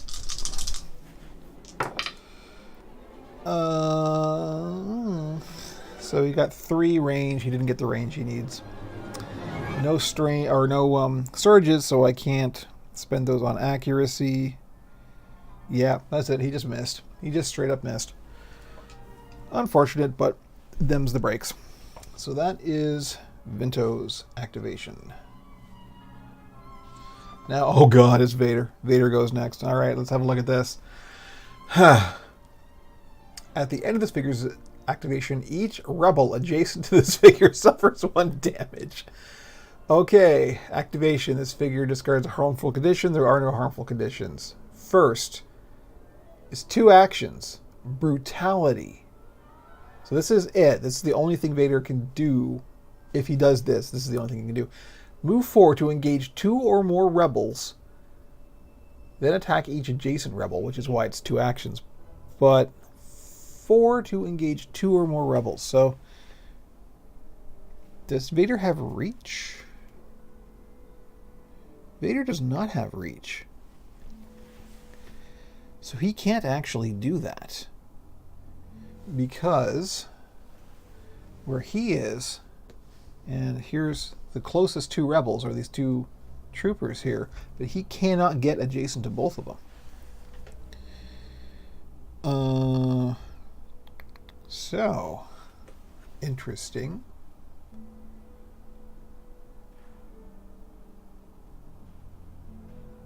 Yeah, he can't actually use brutality. So we skip to the next thing. Move forward to attack Vinto Harita. Oh, Vinto. Vinto, what did you do? What did you do to make the Dark Lord angry? He can't do that either because he can't get within attack range of Vinto. So, Force Choke. Move 2 towards Vinto. Then that figure suffers 2 damage and 1 strain. There's no range on that. It's just he moves 2 and uses Force Choke. I mean, it's the Force. You know, that's actually a thing he can do. And then he's going to move 6 towards the closest non-ready hero. Non-ready. I don't know what non-ready means. Well, that would be all of them. Oh, okay, so non-ready means the one who is already activated. In this case, it would be Vinto. Oh, goodness. Okay, well, here we go. He's going to move 2 towards Vinto. 1, 2. Use his Force Choke, which means Vinto. Here we are. So Vader moved from here to here.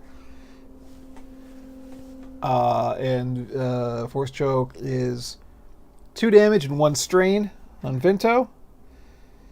2 damage, 1 strain. Vinto is like suddenly, what's going on? Vinto may not have even seen Vader yet. Like, that's the hilarious part. From his position, I don't think he can see that far. So there's the Force Choke done, and then Vader is going to move 6 towards the closest non-ready hero, which is Vinto. 1, 2, 3, 4, 5, 6. So Vader is right in the thick of it. This is the end of Rogue One. Okay. And that's Vader's activation. No dice. No dice got rolled. So here we go. It's Diala or the troopers can go. Yee.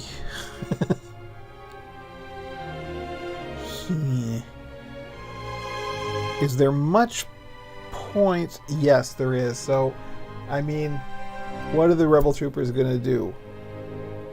they're there to be our reinforcements, right?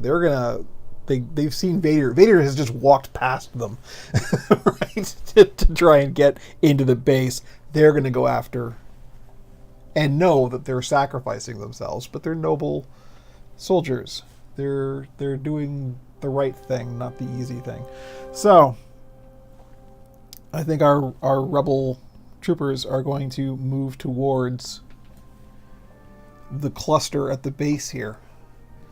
So we'll do this guy first, and they have 6 movement points according to the app. So 1, 2, 3, 4. That's as far as he can go. So he can do an attack now. He doesn't get his bonus because he moved. There's no point in attacking Vader, but we sure can thin the herd on the stormtroopers. So let's do that. There is his attack dice.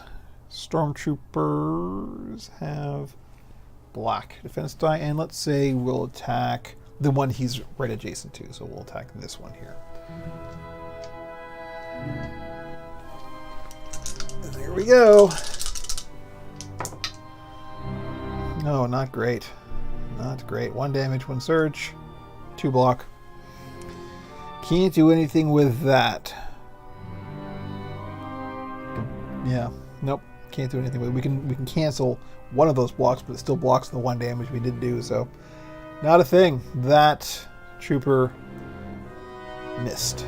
And so this guy is going to go 6 movement points. 1, 2, 3, 4, 5. That's impassable terrain right there. 6. He can go there. This is adjacent. Now he can't fire this way. He can't shoot that way. This way, his line of sight is blocked by his friend, but he can shoot the jet trooper. He does have line of sight on him, so let's try that. That jet trooper's got 2 damage already, so we only need to do 1 damage, and that jet trooper is down. So that's probably the play here, I'd say. Jet trooper has a black defense die, so let's see what happens. Oh, 2 surges, 2 range, and 2 blocks. Nothing. Total whiff. Okay. I mean, so they ran, they got there, and then they both missed their shots. Next, the Royal Guards go. Let's have a look at these guys. Oh. So their bonus is when the first figure in this group declares an attack, add 1 blue die to the attack pool. So if one of them can attack this round, it will suck. Move forward to attack the closest healthy hero. They can't do that. They do not have the movement points to get anywhere near any of our heroes. Move 3 to engage as many non-Guardian Imperial figures as possible. I'm not sure what Guardian means. I suspect that's like elites like Vader.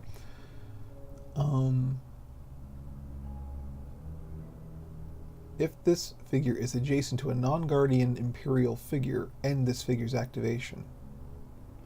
I gotta look up what Guardian means. I'm not sure. It seems like what it's trying to do is reinforce. They're trying to be guards, right? They're trying to stand next to something. So maybe non-Guardian means the elites. Maybe Guardians are the regular rabble. Because it wants them to move to an Imperial figure and then stand there.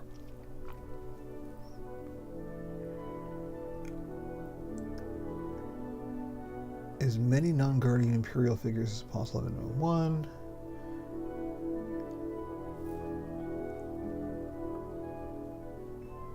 Then move 3 towards the closest non-ready hero. They can't actually do any of that. The best thing they can do is try and move up here and get next to these troopers, and that's it. That's all they can do. So that's what they're going to do. 1, 2, 3. 1, 2, 3. That's it. All they can do is just move up and stand next to the stormtroopers. They're blocked unless we have them go around, which I don't think the Imperial Guards are They're direct thinkers. They think in straight lines. So that's it for their activation, which is probably good for us. So now it's our turn, and who gets to go? Just Diala. Boy. So she's wounded, but she's now back up to full health. Is she going to be a hero and rush out there? I mean, the best she can do is take on the jet trooper and or the stormtrooper, and that will place her face to face with Vader. I mean, Vader's getting in this room next round. That's just what's going to happen. There's no way of preventing that. So what's the point in rushing out? Probably it's smarter to move and go adjacent to Vrita and use the emergency med pack that I just picked up to heal him because he's pretty wounded. She has no damage. Here's the wind again. I should probably close that window. Oh, good. All of my cards just went flying. Sorry, 1 second. Live streaming.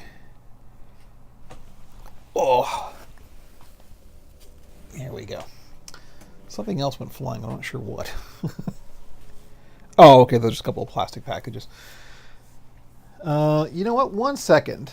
I'm going to close that window. I'm going to have to take off my mic, so let me just mute it. I'll be right here.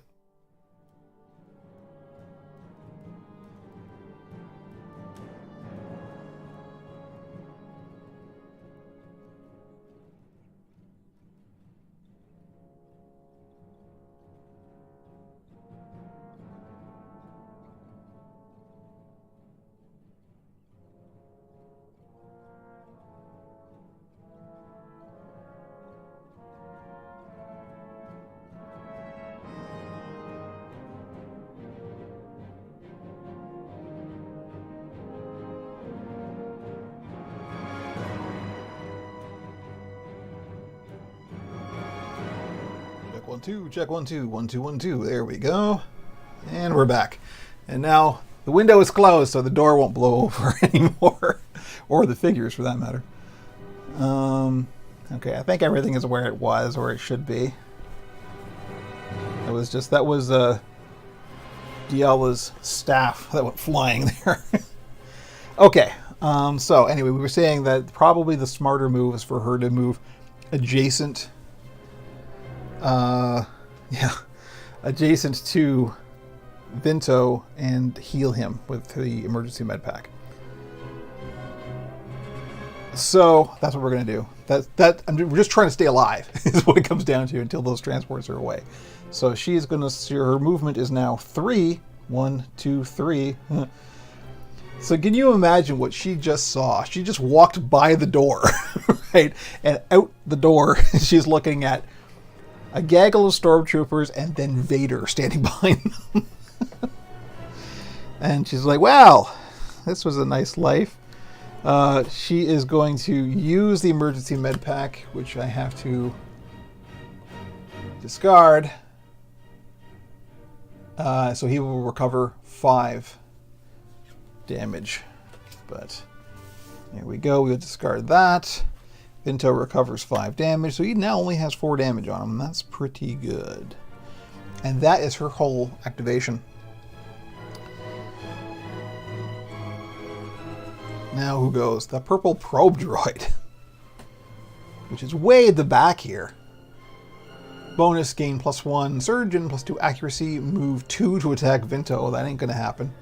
Move 2 to engage as many rebels as possible. Minimum of 1. That can happen because he can get 1, 2, and he can engage the rebel trooper. It's right there. So, if adjacent to a rebel end this activation. So that's engaged. That's not attack. That just means try and get to.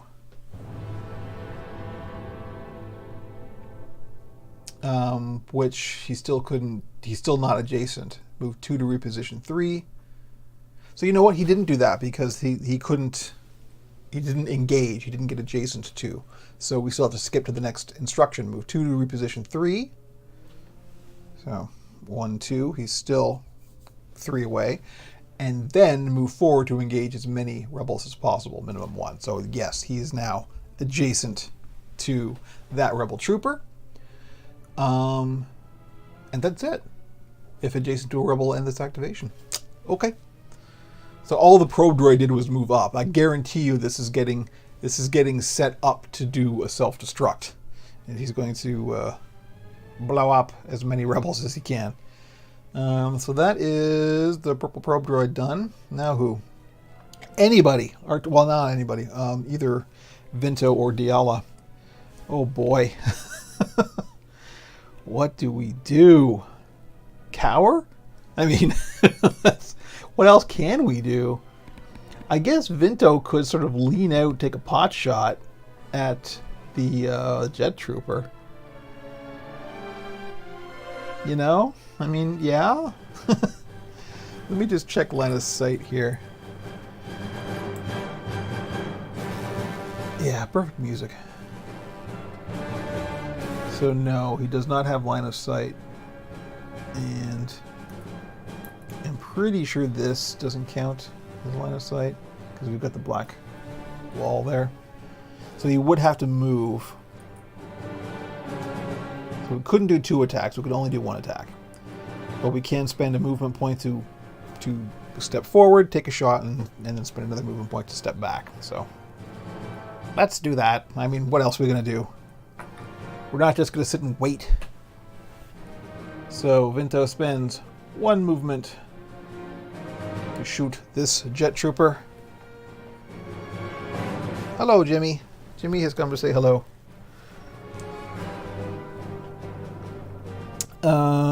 And the jet trooper has a black defense die. Okay. Come on, Vinto. I mean, this is desperate last stand here. Steady your hand. I said steady, Vinto. You're not listening.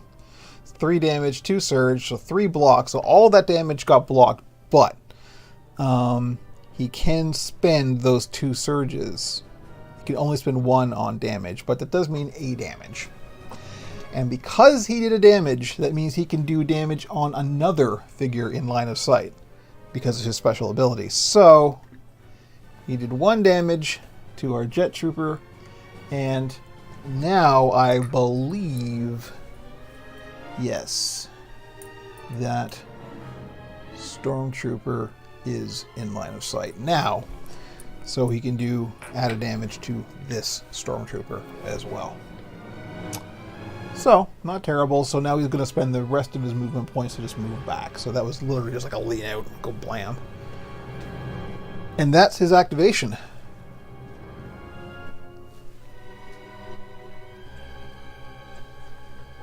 Now the blue Imperial officer. First Imperial attack gains +1 surge. So the first thing he's going to try and do is order another Imperial figure with a figure cost of 3 or less that can perform an attack that attacks Vinto. So, has our jet trooper gone yet? Yeah, gotta scroll through. I can't. Our jet trooper is not on this list. Why isn't our jet trooper on the list? That's weird. We did not defeat the jet troopers. They're still active. Oh, wait, here we go. Yeah, the jet trooper goes next, actually, so it can perform an action. So that's what's going to happen. This, where is he? This blue Imperial officer, all the way over here, is going to order the jet trooper, because jet troopers have a figure cost of 2 each. So it's a valid target to attack Vinto. Is Vinto in line of sight? Not really. So that means he can't perform an attack if it's not in line of sight. No, because he's not, because the black wall is blocking. Oh.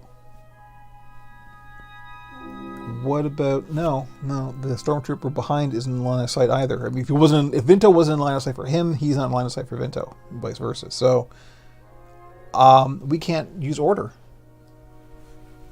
Because nobody can do an attack. Nobody has a valid attack available to them. So, okay, never mind. If this figure did not use order, move 3 to attack Vento. He can't do that. Move 1 to attack Vento. Can't do that. Move 3 to engage the other Imperial figure with the most health remaining. Again, this is just what Imperial officers do. They stand next to people and make them better. So all that's going to happen is he's already adjacent to a Stormtrooper that has... I mean, I guess the most health remaining is Vader, which is infinite health. But if this figure is not adjacent to another... No, he's just going to move closest to the nearest Imperial figure, which he already is, standing next to. So all that's going to happen is the Stormtrooper that he's standing behind is going to get focused. That's it. That's all that's going to happen. So this Stormtrooper is now focused.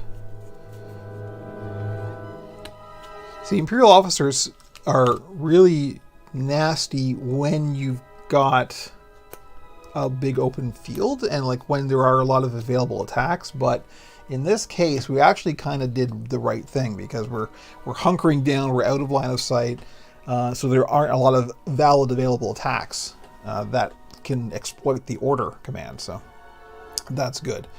So this focus should go to the Stormtroopers up here.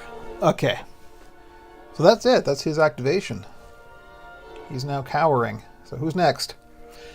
Diala is next. Oh gosh. So now is the time where we're like, well, basically we're just cowering, right?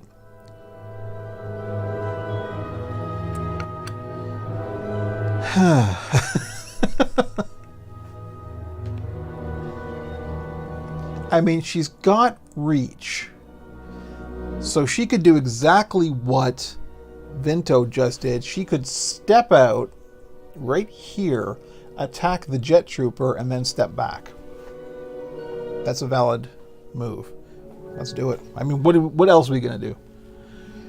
So her attack dice are green and yellow. The Jet Trooper is black defense die. Does she have anything fancy? Nope, she can't do anything. Because she's wounded.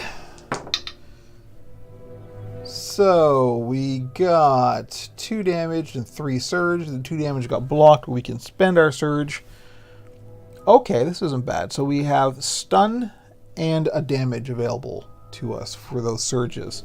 So she's going to do both. She's going to do 1 damage to the Jet Trooper, and he's also stunned. Which is stunned. This is stunned, right? Yes. And as we've seen, stunned is very handy for mobile characters such as that Jet Trooper. And now she's going to spend another movement point to move back. And that's her activation. Whew. This is really coming down to the wire. We've got Vader at the door. It's exciting!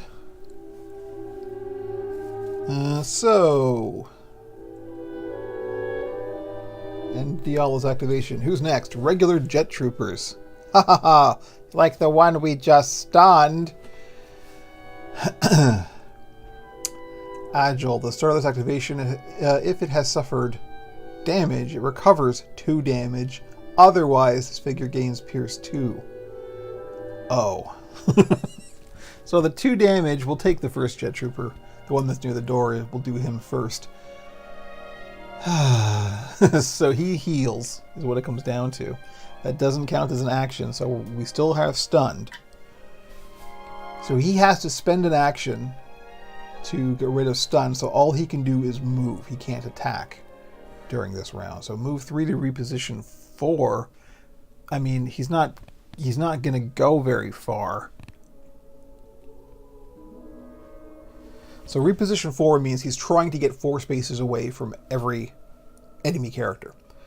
So if we look at the layout here, he's got Vader behind him. He's got this trooper here. He's got the 2 rebel troopers. He can pass through allies. He cannot pass through enemies.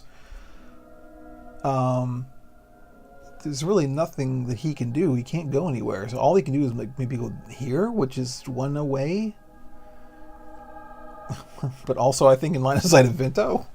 Doesn't make any sense. That would not be advantageous to him, so he probably wouldn't do it. So I don't think he can do anything. He can't. Yeah, he can't move. That's it. All he can do is get rid of his stun, which is what he did.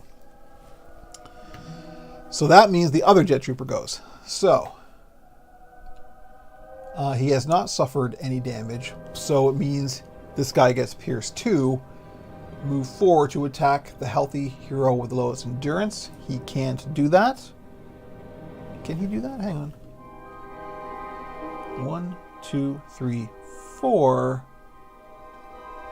He can end his turn there, and I think that means he's got line of sight on Vinto. Yes, and yes, he does. And they have ranged attacks, so yeah, he can shoot Vinto. Unfortunately, so we've got Pierce 2 because of his bonus. So his attack dice are blue and green, and Vinto has white defense. Let's hope we roll a dodge. This could be real bad.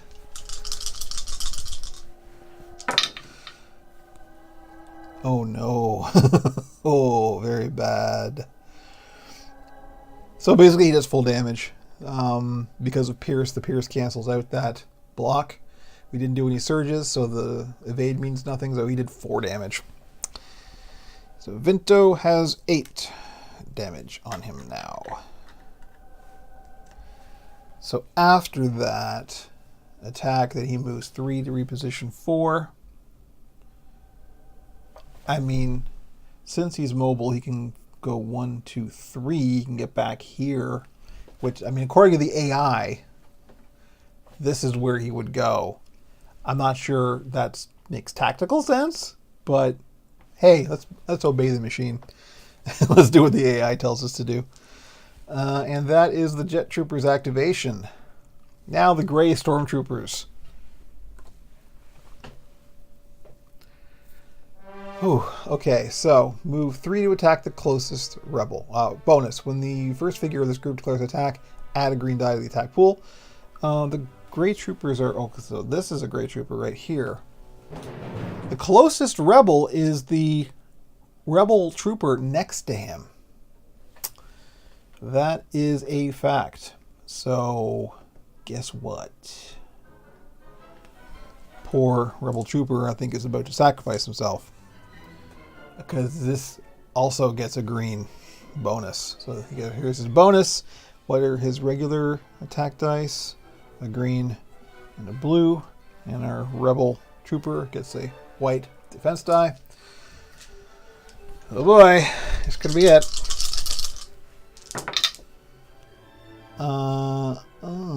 Okay.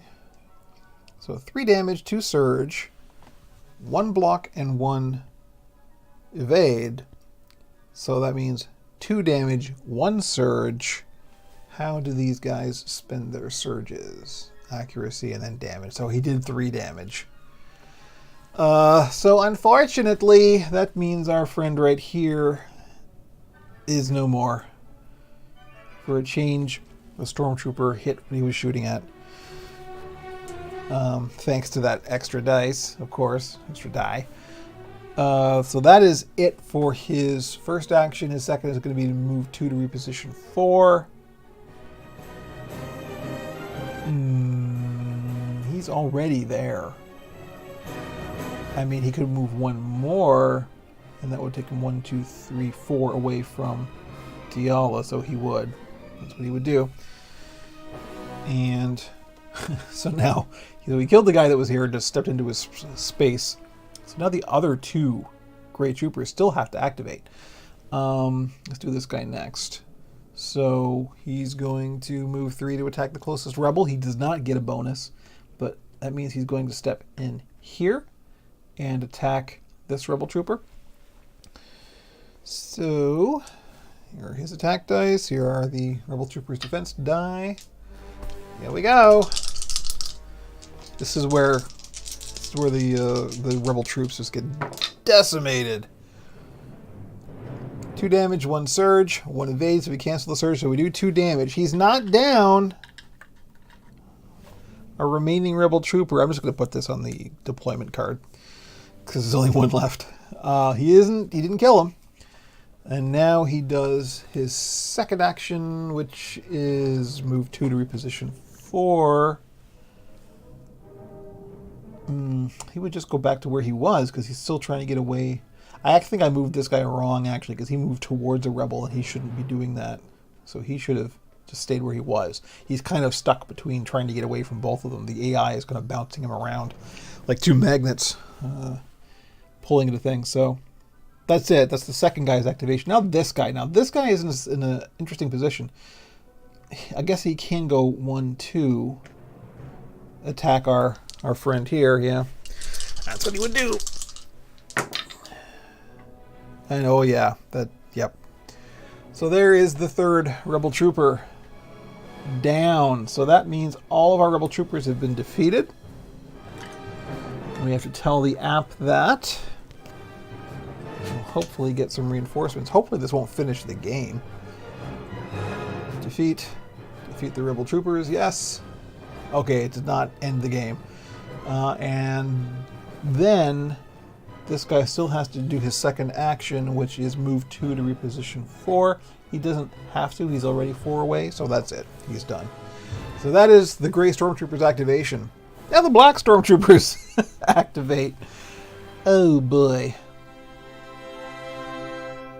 Oh, goodness. You know what? I just did the wrong trooper group. I did the Black Stormtroopers as the Gray. Oh, no. Well, oops. Let's pretend that the Black Stormtrooper group was the Gray Stormtrooper group and vice versa. And now we'll do the Gray Stormtrooper group activation as the Black Stormtrooper group. Oops, my fault. Oh well. These guys, so it's these guys up here that should have gone. So it's entirely possible that we just killed all of our rebel troops for no reason. But hey, you know, whatever. It was going to go one then the other anyway, so the AI still would have played out the same way. After this group's activation, reinforce 1 defeated figure from this group. Let's go to the app. As close as possible to the figure in the group. So no figures in this group are defeated yet, so that's not going to happen. Activation, move 3 to attack the closest rebel. They can't. There are no rebels for them to attack. Move 2 to reposition 4, move 6 to reposition 4. So it means they're going to move 8 spaces towards the closest rebel. So I wonder which way they should go. Let's have a look at the map here. They could go around this way, or they could go around this way. And they would not split the party, I hope. Although they are stormtroopers, so who knows. But I think they'd come around this way, despite the fact that they have to go through the stream here. So they've got 8 movement points each. 1, 2, 3, 4, 5, 6, 7, 8. 1, 2, 3, 4, 5, 6, 7, 8. 1, 2, 3, 4, 5, 6, 7, 8. So there we go. They're all lined up as taught in the academy. And one of them was focused too. The middle guy here was focused as well. So we need to make sure that was the case. That 2 damage was from the jet trooper here. Make sure we don't lose that. And that's it. That is their whole activation. So there we go. Nothing. It would have played out the same way. More Imperial forces come bursting out of the jungle. How many regular Imperial guards are on the map? 2. How many Gray Stormtroopers? Gray, Kevin, Gray. The Gray ones, 3. How many regular Jet Troopers? 2. How many Black Stormtroopers? 1, 2, 3. The app's going, seriously? You haven't killed any of these guys yet? An elite Imperial officer. Oh boy. Alrighty. They sent the guy who was responsible for training the Imperial officer who's been on scene forever. It's like, what are you doing? So, here we go. Where does he get deployed? Up here. Oh, I forgot to put an end cap up there. We'll just put him there. Say we know that's the space. And his color is purple. Let me get a token for him.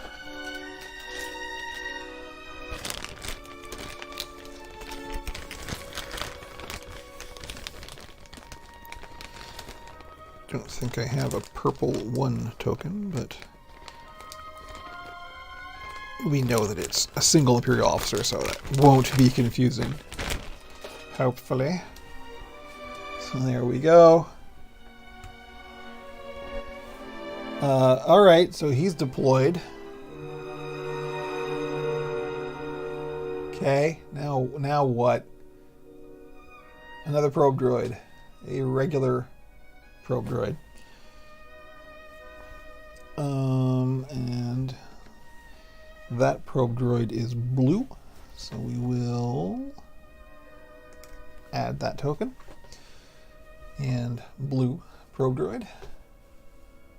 Just 1 transport left, Lieutenant Talcott calls over the comm link.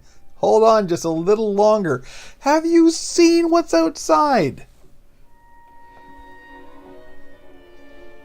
Aha! The withering fire from the Imperial forces is taking its toll on your team. We've nearly done loading the last of the transports, Lieutenant Talcott informs you over the comlink. We just need a little more time. I'll clear your way to your ship if you need to make an escape. Another door opens on a remote signal from the command center. Open the door and place 2 tiles that I now have to fish out. And that's going to be really entertaining to watch, I'm sure. 1 pro tip. Actually, this is a good time to go into this. If you've got these kind of games and you need to, like, as you know, the app tells you to lay out these tiles, it's a real pain in the butt to have to sort through all the tiles. So one pro tip that I read on, I guess it was either Board Game Geek or Reddit, was organize them in groups of 10 because they're all numbered. So, 1 to 10, 11 to 20, and just put them in bags that are labeled 1 to 10, 11 to 20, and that way if you're looking for tile 7, it'll definitely be in this bag. Pro tip for organizing this stuff. So what are we looking for? 25B and 36B. So 25 will be in this one. What does it look like? It looks like a landing bay. It's got a thing in the middle. There it is. So this door opens. Door is gone. So we can open the window again. And let me just move this around to see. Oh, okay. Oh, I see. The 36Bs are the end caps on this. We probably don't really need to put those down. But for the sake of the stream, for the sake of completeness, and while I'm here, maybe I can fish out the end cap. Oh no, the end cap is an 18. There we go. There's one end cap on there, and another on here. So we can look at our big overhead cam for a change now. So here's the room that's just opened up to us. Here's the room we're in. Here's the little docking bay, I guess it is, that has opened up. So we're real close. This is coming right down to the wire here. So, okay, we've placed those tiles. Some crates, more crates. Appear to have left behind, place 2 crates, okay. They better contain med packs, I tell you. 2 crates are placed. Another squad of rebel troopers comes rushing out of the base to provide reinforcements. Hooray, the cavalry is here. So we will deploy another regular trooper group. Super Troopers. They are deployed in the docking bay here. 1, 2, 3. Minor peril. The stress of the battle is starting to get to you, you think? Nothing like having Darth Vader outside the door to be a little stressful. Each hero may test. Oh, I see. You're going to get the strain, but you may avoid the strain. Tests, whatever that is, insight or willpower, something like that. I think it's insight. So, in order to do that, let me just grab a card here and show you. So all characters have these attributes down here. And what you do is you roll the dice that it shows on their attributes, and you add up the number of surges. And I mean, I don't know what pass means in this case, because usually you have to put in a number and it tells you if it passes or not. But okay. I guess if we roll any surges, let's just go with that, because we're hurt enough. Let's be a little kind to ourselves. All right, so this is Vinto's test. 2 surge. So I guess he passed. And Diala, ooh, she's got a good one. Oh, I don't know if that's good actually. Yeah, it's okay. So she's got a blue, a green, and a red. She's a Jedi, you know. Insightful. 2 surges. So they each got 2 surges. I'm assuming that is pass then? That's weird. Okay. Round 6.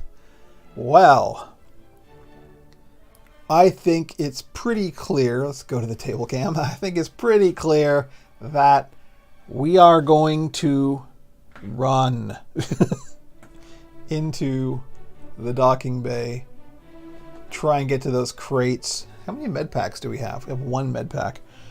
Diala doesn't have any wounds at all. That's pretty well. I mean, she's wounded, but she doesn't have any damage on her. That's good.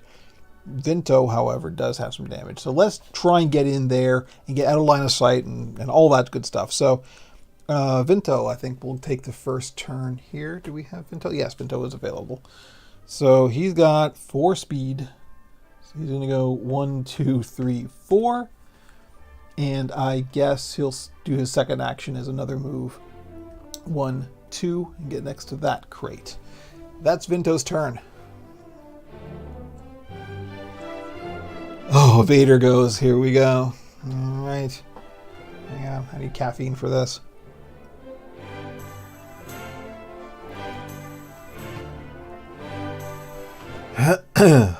Bonus. Apply 1 damage to each attack. At the end of this figure's activation, this figure suffers 2 damage. That's weird. Also, does that matter? Because he's got infinite health. That's weird. Maybe it's used to track something else. We'll see. Activation. This figure discards each harmful condition. Well, he doesn't have any, so that doesn't really matter. Brutality. Move 4 to engage 2 or more rebels and attack each adjacent rebel. He can't do that. He can't get next to... Oh, can he? Hang on. Go 1, 2, 3, 4. No, he cannot get next to 2 or more rebels, so that's not going to happen. Move 4 to attack rebel troopers. Does Vader have any range attacks? No, he does not. So 1, 2, 3, 4. He can. Oh dear. Vader can get right in there. Vader can go 1, 2, 3, 4. Well, nice knowing you, everybody. That's what he's going to do. 1, 2, 3, 4. I mean, he's Vader, of course. So there we go. To attack the rebel troopers.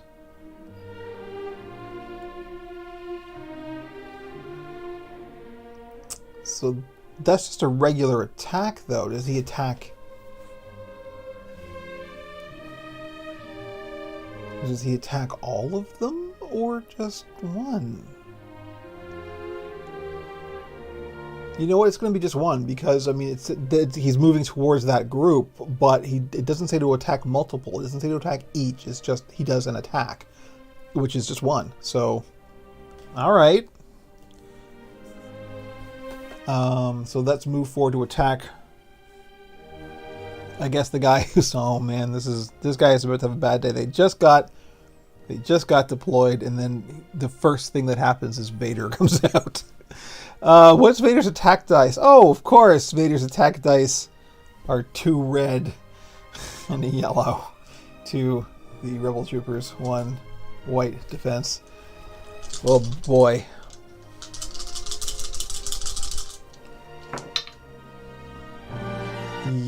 That wasn't a terrible attack.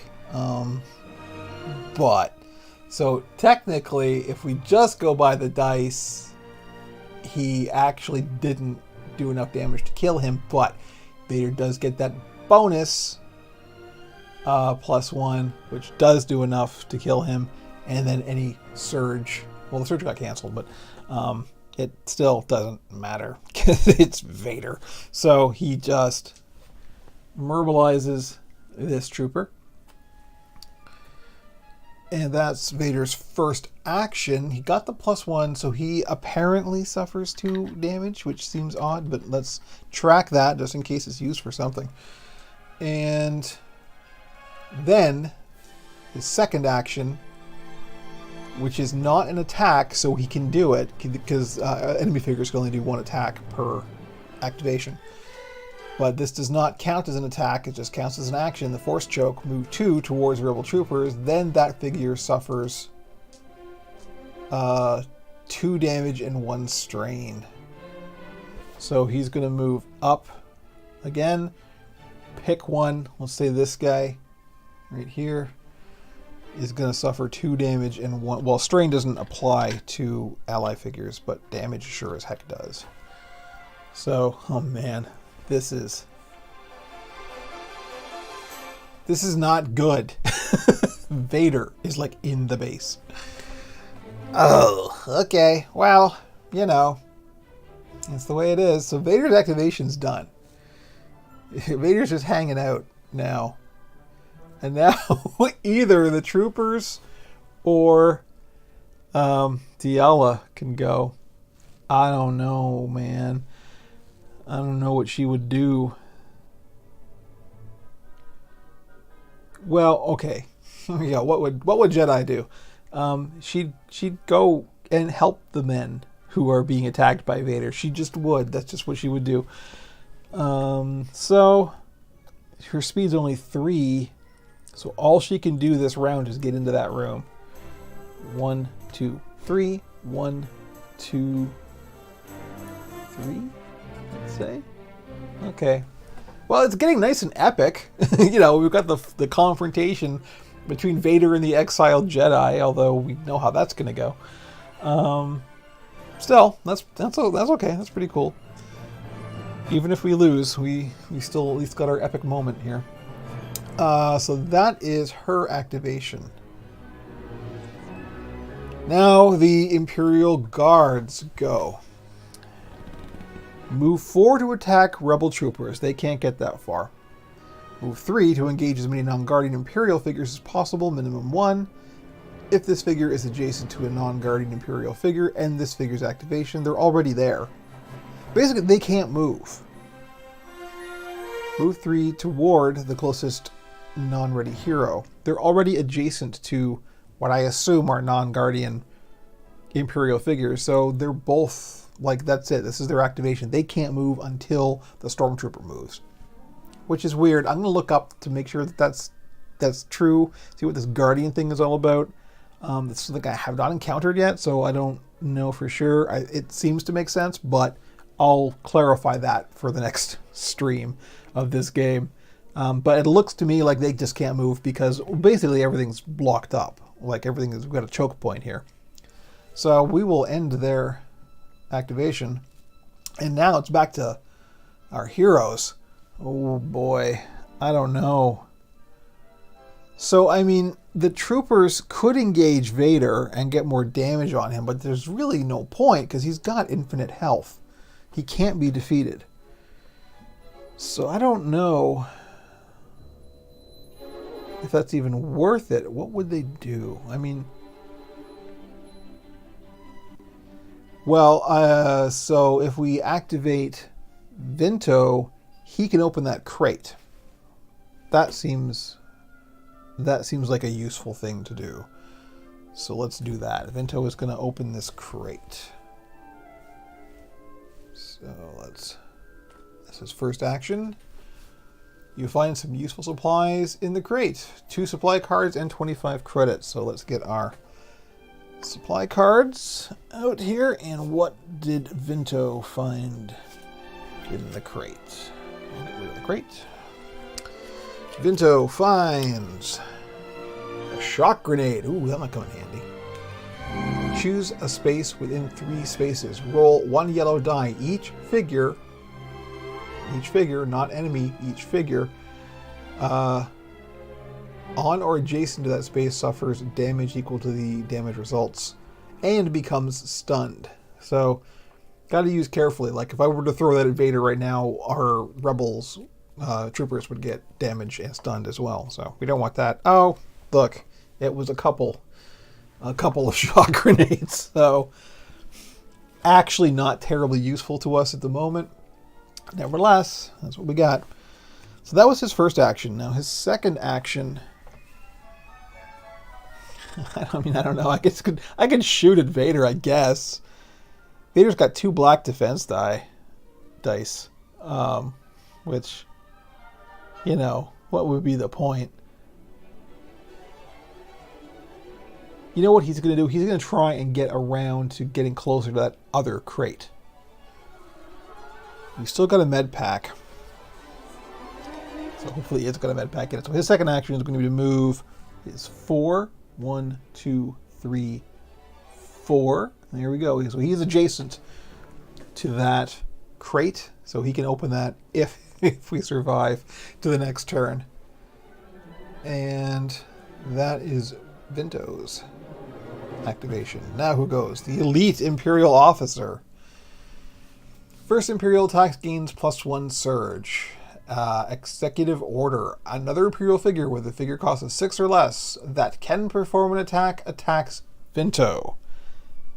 6 or less. Well, that ain't Vader. Vader's figure cost is 18. Who else can perform an attack? Nobody. Nobody is in line of sight. Nobody is within range. Nobody. So he's not going to use order. Move 3. So move 1 to attack Vinto. Can't do that. Move 3 to engage the other Imperial figure with the most health remaining. So what's going to happen is he's going to do the same as other Imperial officers. He's going to move up to get close to an Imperial figure and buff him with his cower ability, which means that this Stormtrooper here becomes focused. So now both of these Stormtroopers are focused. If they're even going to get that far. I mean, I don't think those Stormtroopers up there are going to be able to move up forward in time to get us before we can escape. And so the only real problem right now, other than possibly the jet troopers flying in, is Vader in the room. It's like the elephant in the room is the Vader in the room. Yeah. So that is that Imperial officer's activation. Now, our troopers or our Jedi. I mean, she's going to hit him, right? She's going to... Yes. She's going to attack Vader. For no real reason, because she can't kill him. He's got infinite health, but nevertheless, it's what she would do. We're role-playing this out. So, she's got a yellow and a green attack dice. Vader has 2 black defense dice. Let's just see if she can damage Vader. This is an intellectual exercise at this point. And 2 damage, 1 surge, 3 block. You know what? She can stun Vader. Holy crap, she can stun Vader. So he has blocked all the damage, but she can still spend the surge. And one of the things she can spend her surge on is stun. That's fantastic. We really want that to happen. She just stunned Vader. How awesome is that? Vader. Vader is stunned. We'll just put this on his card. It's not like we're going to mistake it for another. Vader is stunned. Wow. And that was her first action.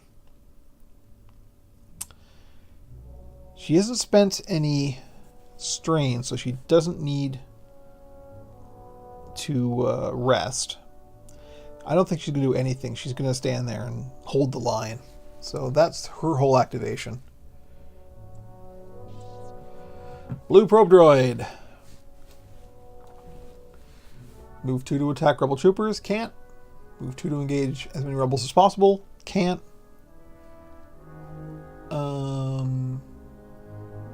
Move 2 to reposition 3. Move 4 to engage as many rebels as possible. Move 4 to reposition 3. So it can do...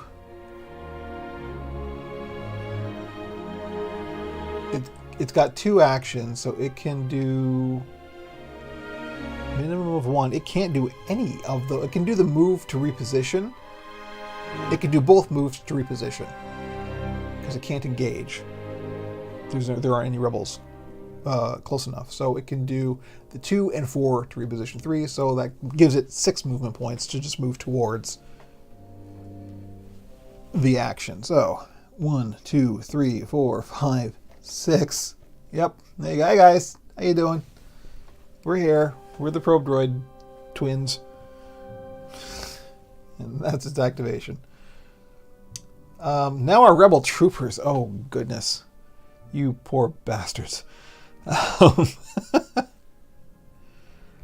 Well, I guess they would shoot Vader. They're not moving. They can't move past Vader anyway. They're all blocked in. I mean, one guy can kind of skirt around Diala, but why would he? They're just going to shoot Vader. I mean, what else are they going to do? That's what it comes down to at this point. Is just shoot Vader, hold him off as long as possible. Vader's got 2 black defense dice. All right, so our first trooper, doesn't really matter. The one standing directly in front of Vader does 3 damage, 2 surge. All the damage gets blocked, but he can spend 1 surge. So he actually does a damage. He actually does a damage. So he's got Pierce and accuracy he can spend surges on. So he can spend 1 surge to remove one of those blocks with Pierce. So he does 1 damage. That's got to be a point of pride. He does a damage to Vader. And that's his first action. The win condition is just survive until all the transports are away. We're just trying to give the transports enough time to get away, and I think we have 1 more round to survive until the win condition. So we're just trying. This is the final moments. I guess Gimmick, you just joined us. This is the end of Rogue One. It literally is. He's just like, we're at Basasi Temple, and he's come down the hallway, slaughtered everybody in his way. Our heroes and 2 troopers are in the final room, and we've got Vader in the room, and we're just trying to survive until all the transports are away. So our rebel trooper is going to take another... Oh, you know what? He didn't move out of his space, so he gets a bonus damage. He did 2 damage to Vader. Not that it really matters. Vader has infinite health, but... Yeah, I know exactly, right? Like Vader is literally in the room. But hey, we're gonna track the damage we get on Vader, because that's gonna be like, if we survive, that's gonna be going in our diary. How much damage did you do to Vader? So his second attack, he does 2 damage, 3 surge, and 1 damage is blocked, 1 surge is canceled, but he does a damage, plus he's going to spend a surge to cancel that block, so he does 2 damage, plus his bonus damage. He just did 3 damage to Vader. Well, I'll be dipped. Yeah, you know, it's just Vader. That guy. I mean, look at him. He's wearing a tank. How do you move in that? That's you know, forget it. Hey Vader, how do you deal with all this? Tell me, really. I don't know. There we go, 3 more damage. Let's actually swap out these. Yeah, exactly. It would totally be like, yep, I remember. This would be the old war stories that they sit around the electro fire, I guess. You know, telling their war stories. Yeah, I was in the room that time Vader came by. Oh, man, I tell you. That dude, what they don't tell you about Vader is the smell. Like, it's like burning halitosis. It's just... Okay, so that's our first Rebel Trooper. Got 2 attacks off and actually did a fair amount of damage to Vader. That's pretty good. So our second Rebel Trooper, who's next to Vader, flanking him, if you will, is going to take his attacks. We're actually getting a decent amount of damage on Vader. So Vader has blocked all damage, but there is a surge, and he isn't moving, so he does get a bonus damage. So he can remove... it doesn't really matter because he blocked 4. He blocks 4, can spend a surge to remove 1 of these, so he blocks 3, so our bonus damage still qualifies. So he gets another damage on Vader. That's alright, and that's his first attack, so he gets another attack. We're just like peppering Vader with damage. Shouldn't have walked into this room, Mr. Dark Lord. 3 damage, 4 block, no surges, so he didn't do any damage on the second attack. There we go. So that's our Rebel Troopers. Activation done. Now who? The blue Imperial officer. You know, the guy standing outside here. He's literally standing in the river. He's standing, there he is, away from everybody. He's just like, hey guys, where's, y'all fighting? Something, I hear some noise.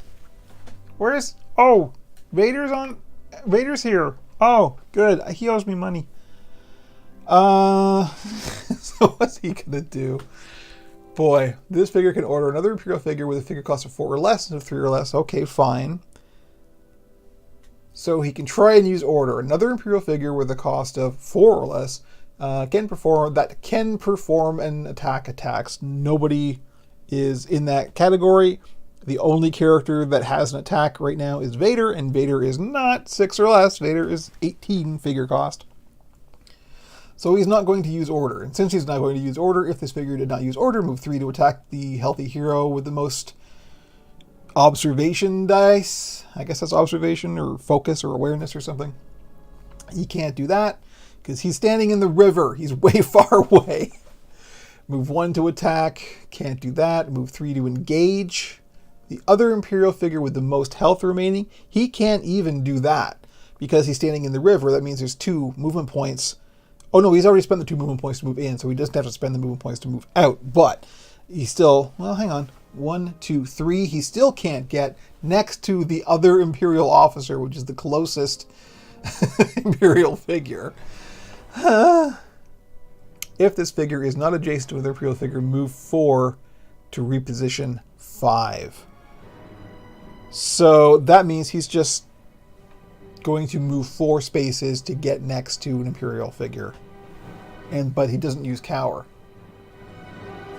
because he's not adjacent. So he's going to move to try to get adjacent. 1, 2, 3, 4. There we go. That's it. That's his whole activation. That was useful. Now who? The purple probe droid. Bonus electroshock. At the end of this activation, each adjacent rebel tests for, I think that's mechanics. Each that suffers fails 1 strain. Well, these probe droids aren't anywhere near our rebels. So this may not happen at all. They have to get through our little choke point here. So first, move 2 to attack the healthy hero with the most observation awareness dice. Can't do that. Move 2 to engage as many rebels as possible. Can't do that. If adjacent and its activation, not applicable. If move 2 to reposition 3. Move 4 to engage as many rebels as possible. Can't do that. So again, he has the 2 and the 4 to reposition available to him. So that means they'll move 6 spaces, or this one will move 6 spaces towards the action. The rebels. Don't do that. I've got my probe droid and stormtrooper are entangled. 1, 2, 3, 4, 5, 6. This is it. So the probe droid's now in the room, or in the base. But that's it. That's all that probe droid can do on his activation. Now the black stormtroopers, which may actually be able to do something. After this group's activation, reinforce one defeated figure from this group as close as possible to another figure in this group. Do we have nobody? There are 3 stormtroopers in this group already, so we don't need to worry about that. Activation, move 3 to attack Vinto. 1, 2, 3. Nope, he doesn't have line of sight right there, so he can't do that. Move 2 to reposition 4, move 6 to reposition 4. So all of them have 8 movement points available to them to try and get in and get 4 away from our rebels while trying to get in line of sight. So 8, right? 1, 2, 3, 4, 5. And they're repositioning 4. 1, 2, 3. So this is it. This is as far as he would go. So that's the first guy. Second guy. 1, 2, 3, 4. I mean, he can't get line of sight no matter what, because we've got another choke point here. So that's it. That's as far as he would go. And this guy, 1, 2, 3, 4, 5, 6, 7. Let's put him there. Backing up the probe droid. So, now we've got a room full of stormtroopers and a probe droid, in addition to Vader. All right. That is all of those stormtroopers activations. Now the gray stormtroopers go. And what do they do?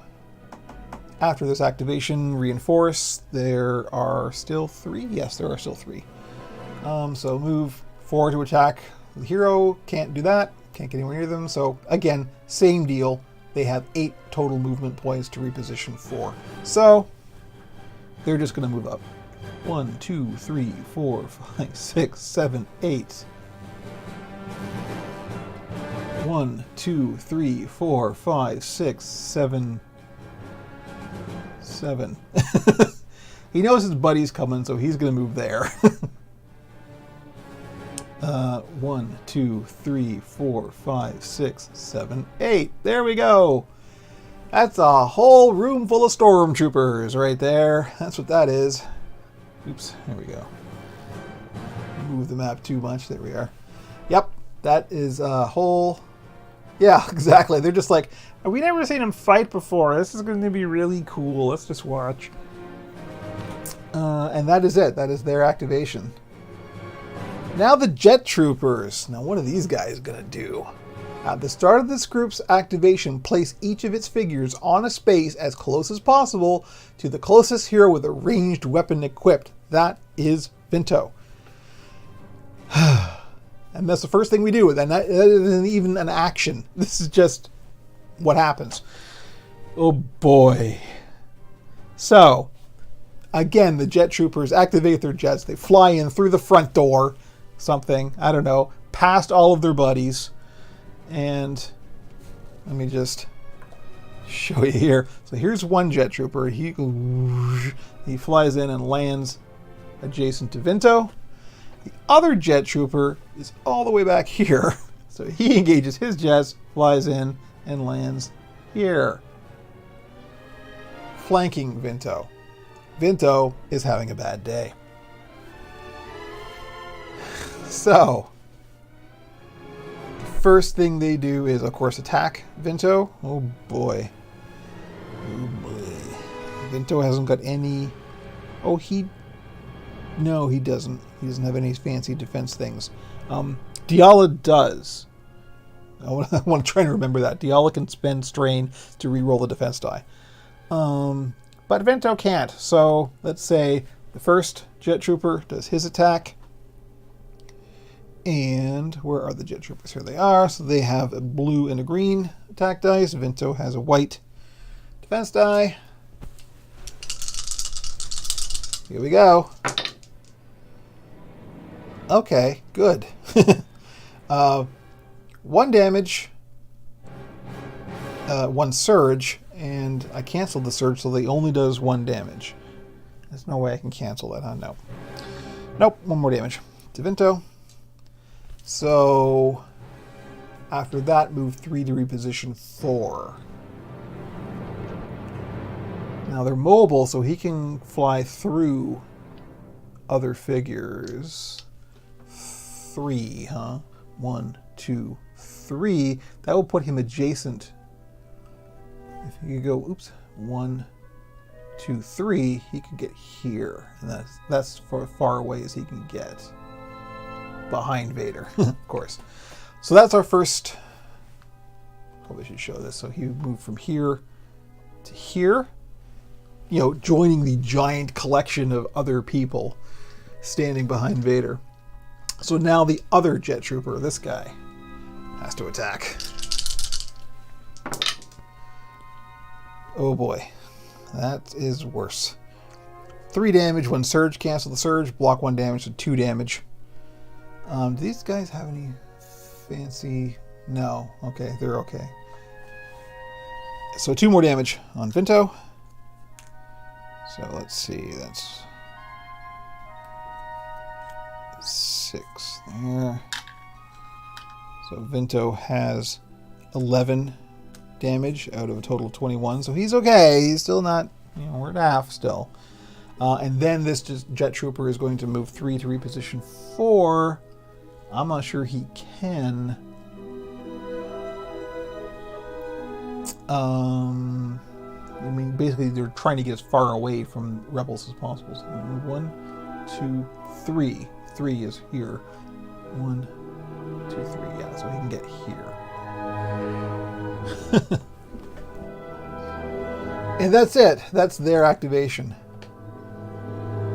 Uh-oh. Oh, I can't believe it. That's it. The last ship is off. Lieutenant Talkin shouts excitedly, "Great work. Get yourselves to safety." You retreat through the base to your ship and quickly get aboard. Your pilot is already there, ready to take off as soon as everyone is accounted for. The surviving rebel troopers who had fought alongside you come aboard your ship, thankful to you for saving their lives. You receive the regular rebel troopers as allies for the next mission. We did it. We survived.